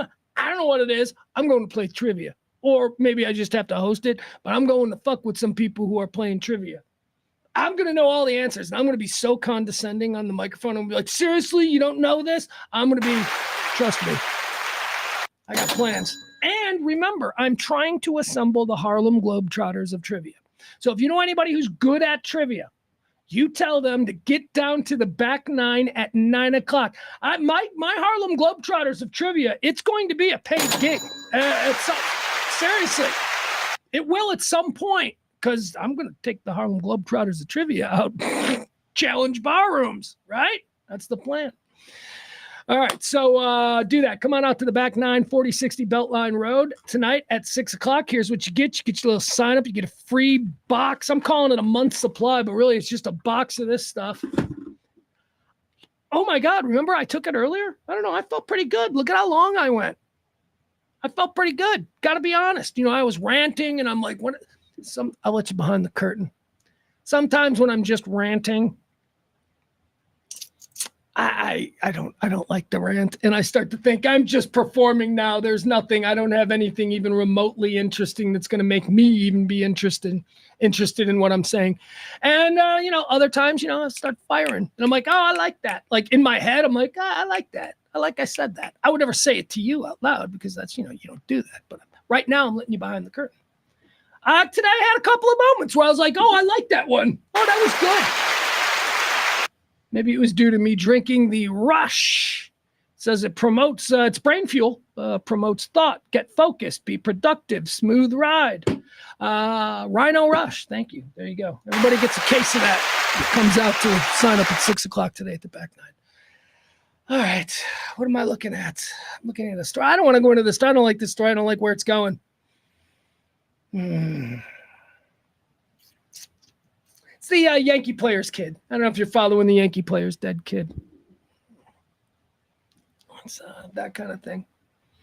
All right, guys.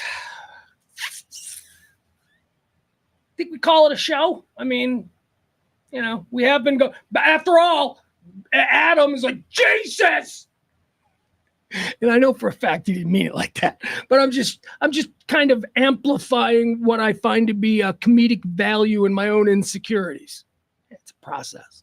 Like, I know you didn't mean it that way, but all right. Is that it? We're good? Oh, I should remind you. That's right. Cause I haven't been doing this for the last couple of days. And let me tell you, it ain't going well. I had Schwartz in here. I didn't do it once because I was embarrassed to pitch for tips yesterday with Schwartz. I was embarrassed.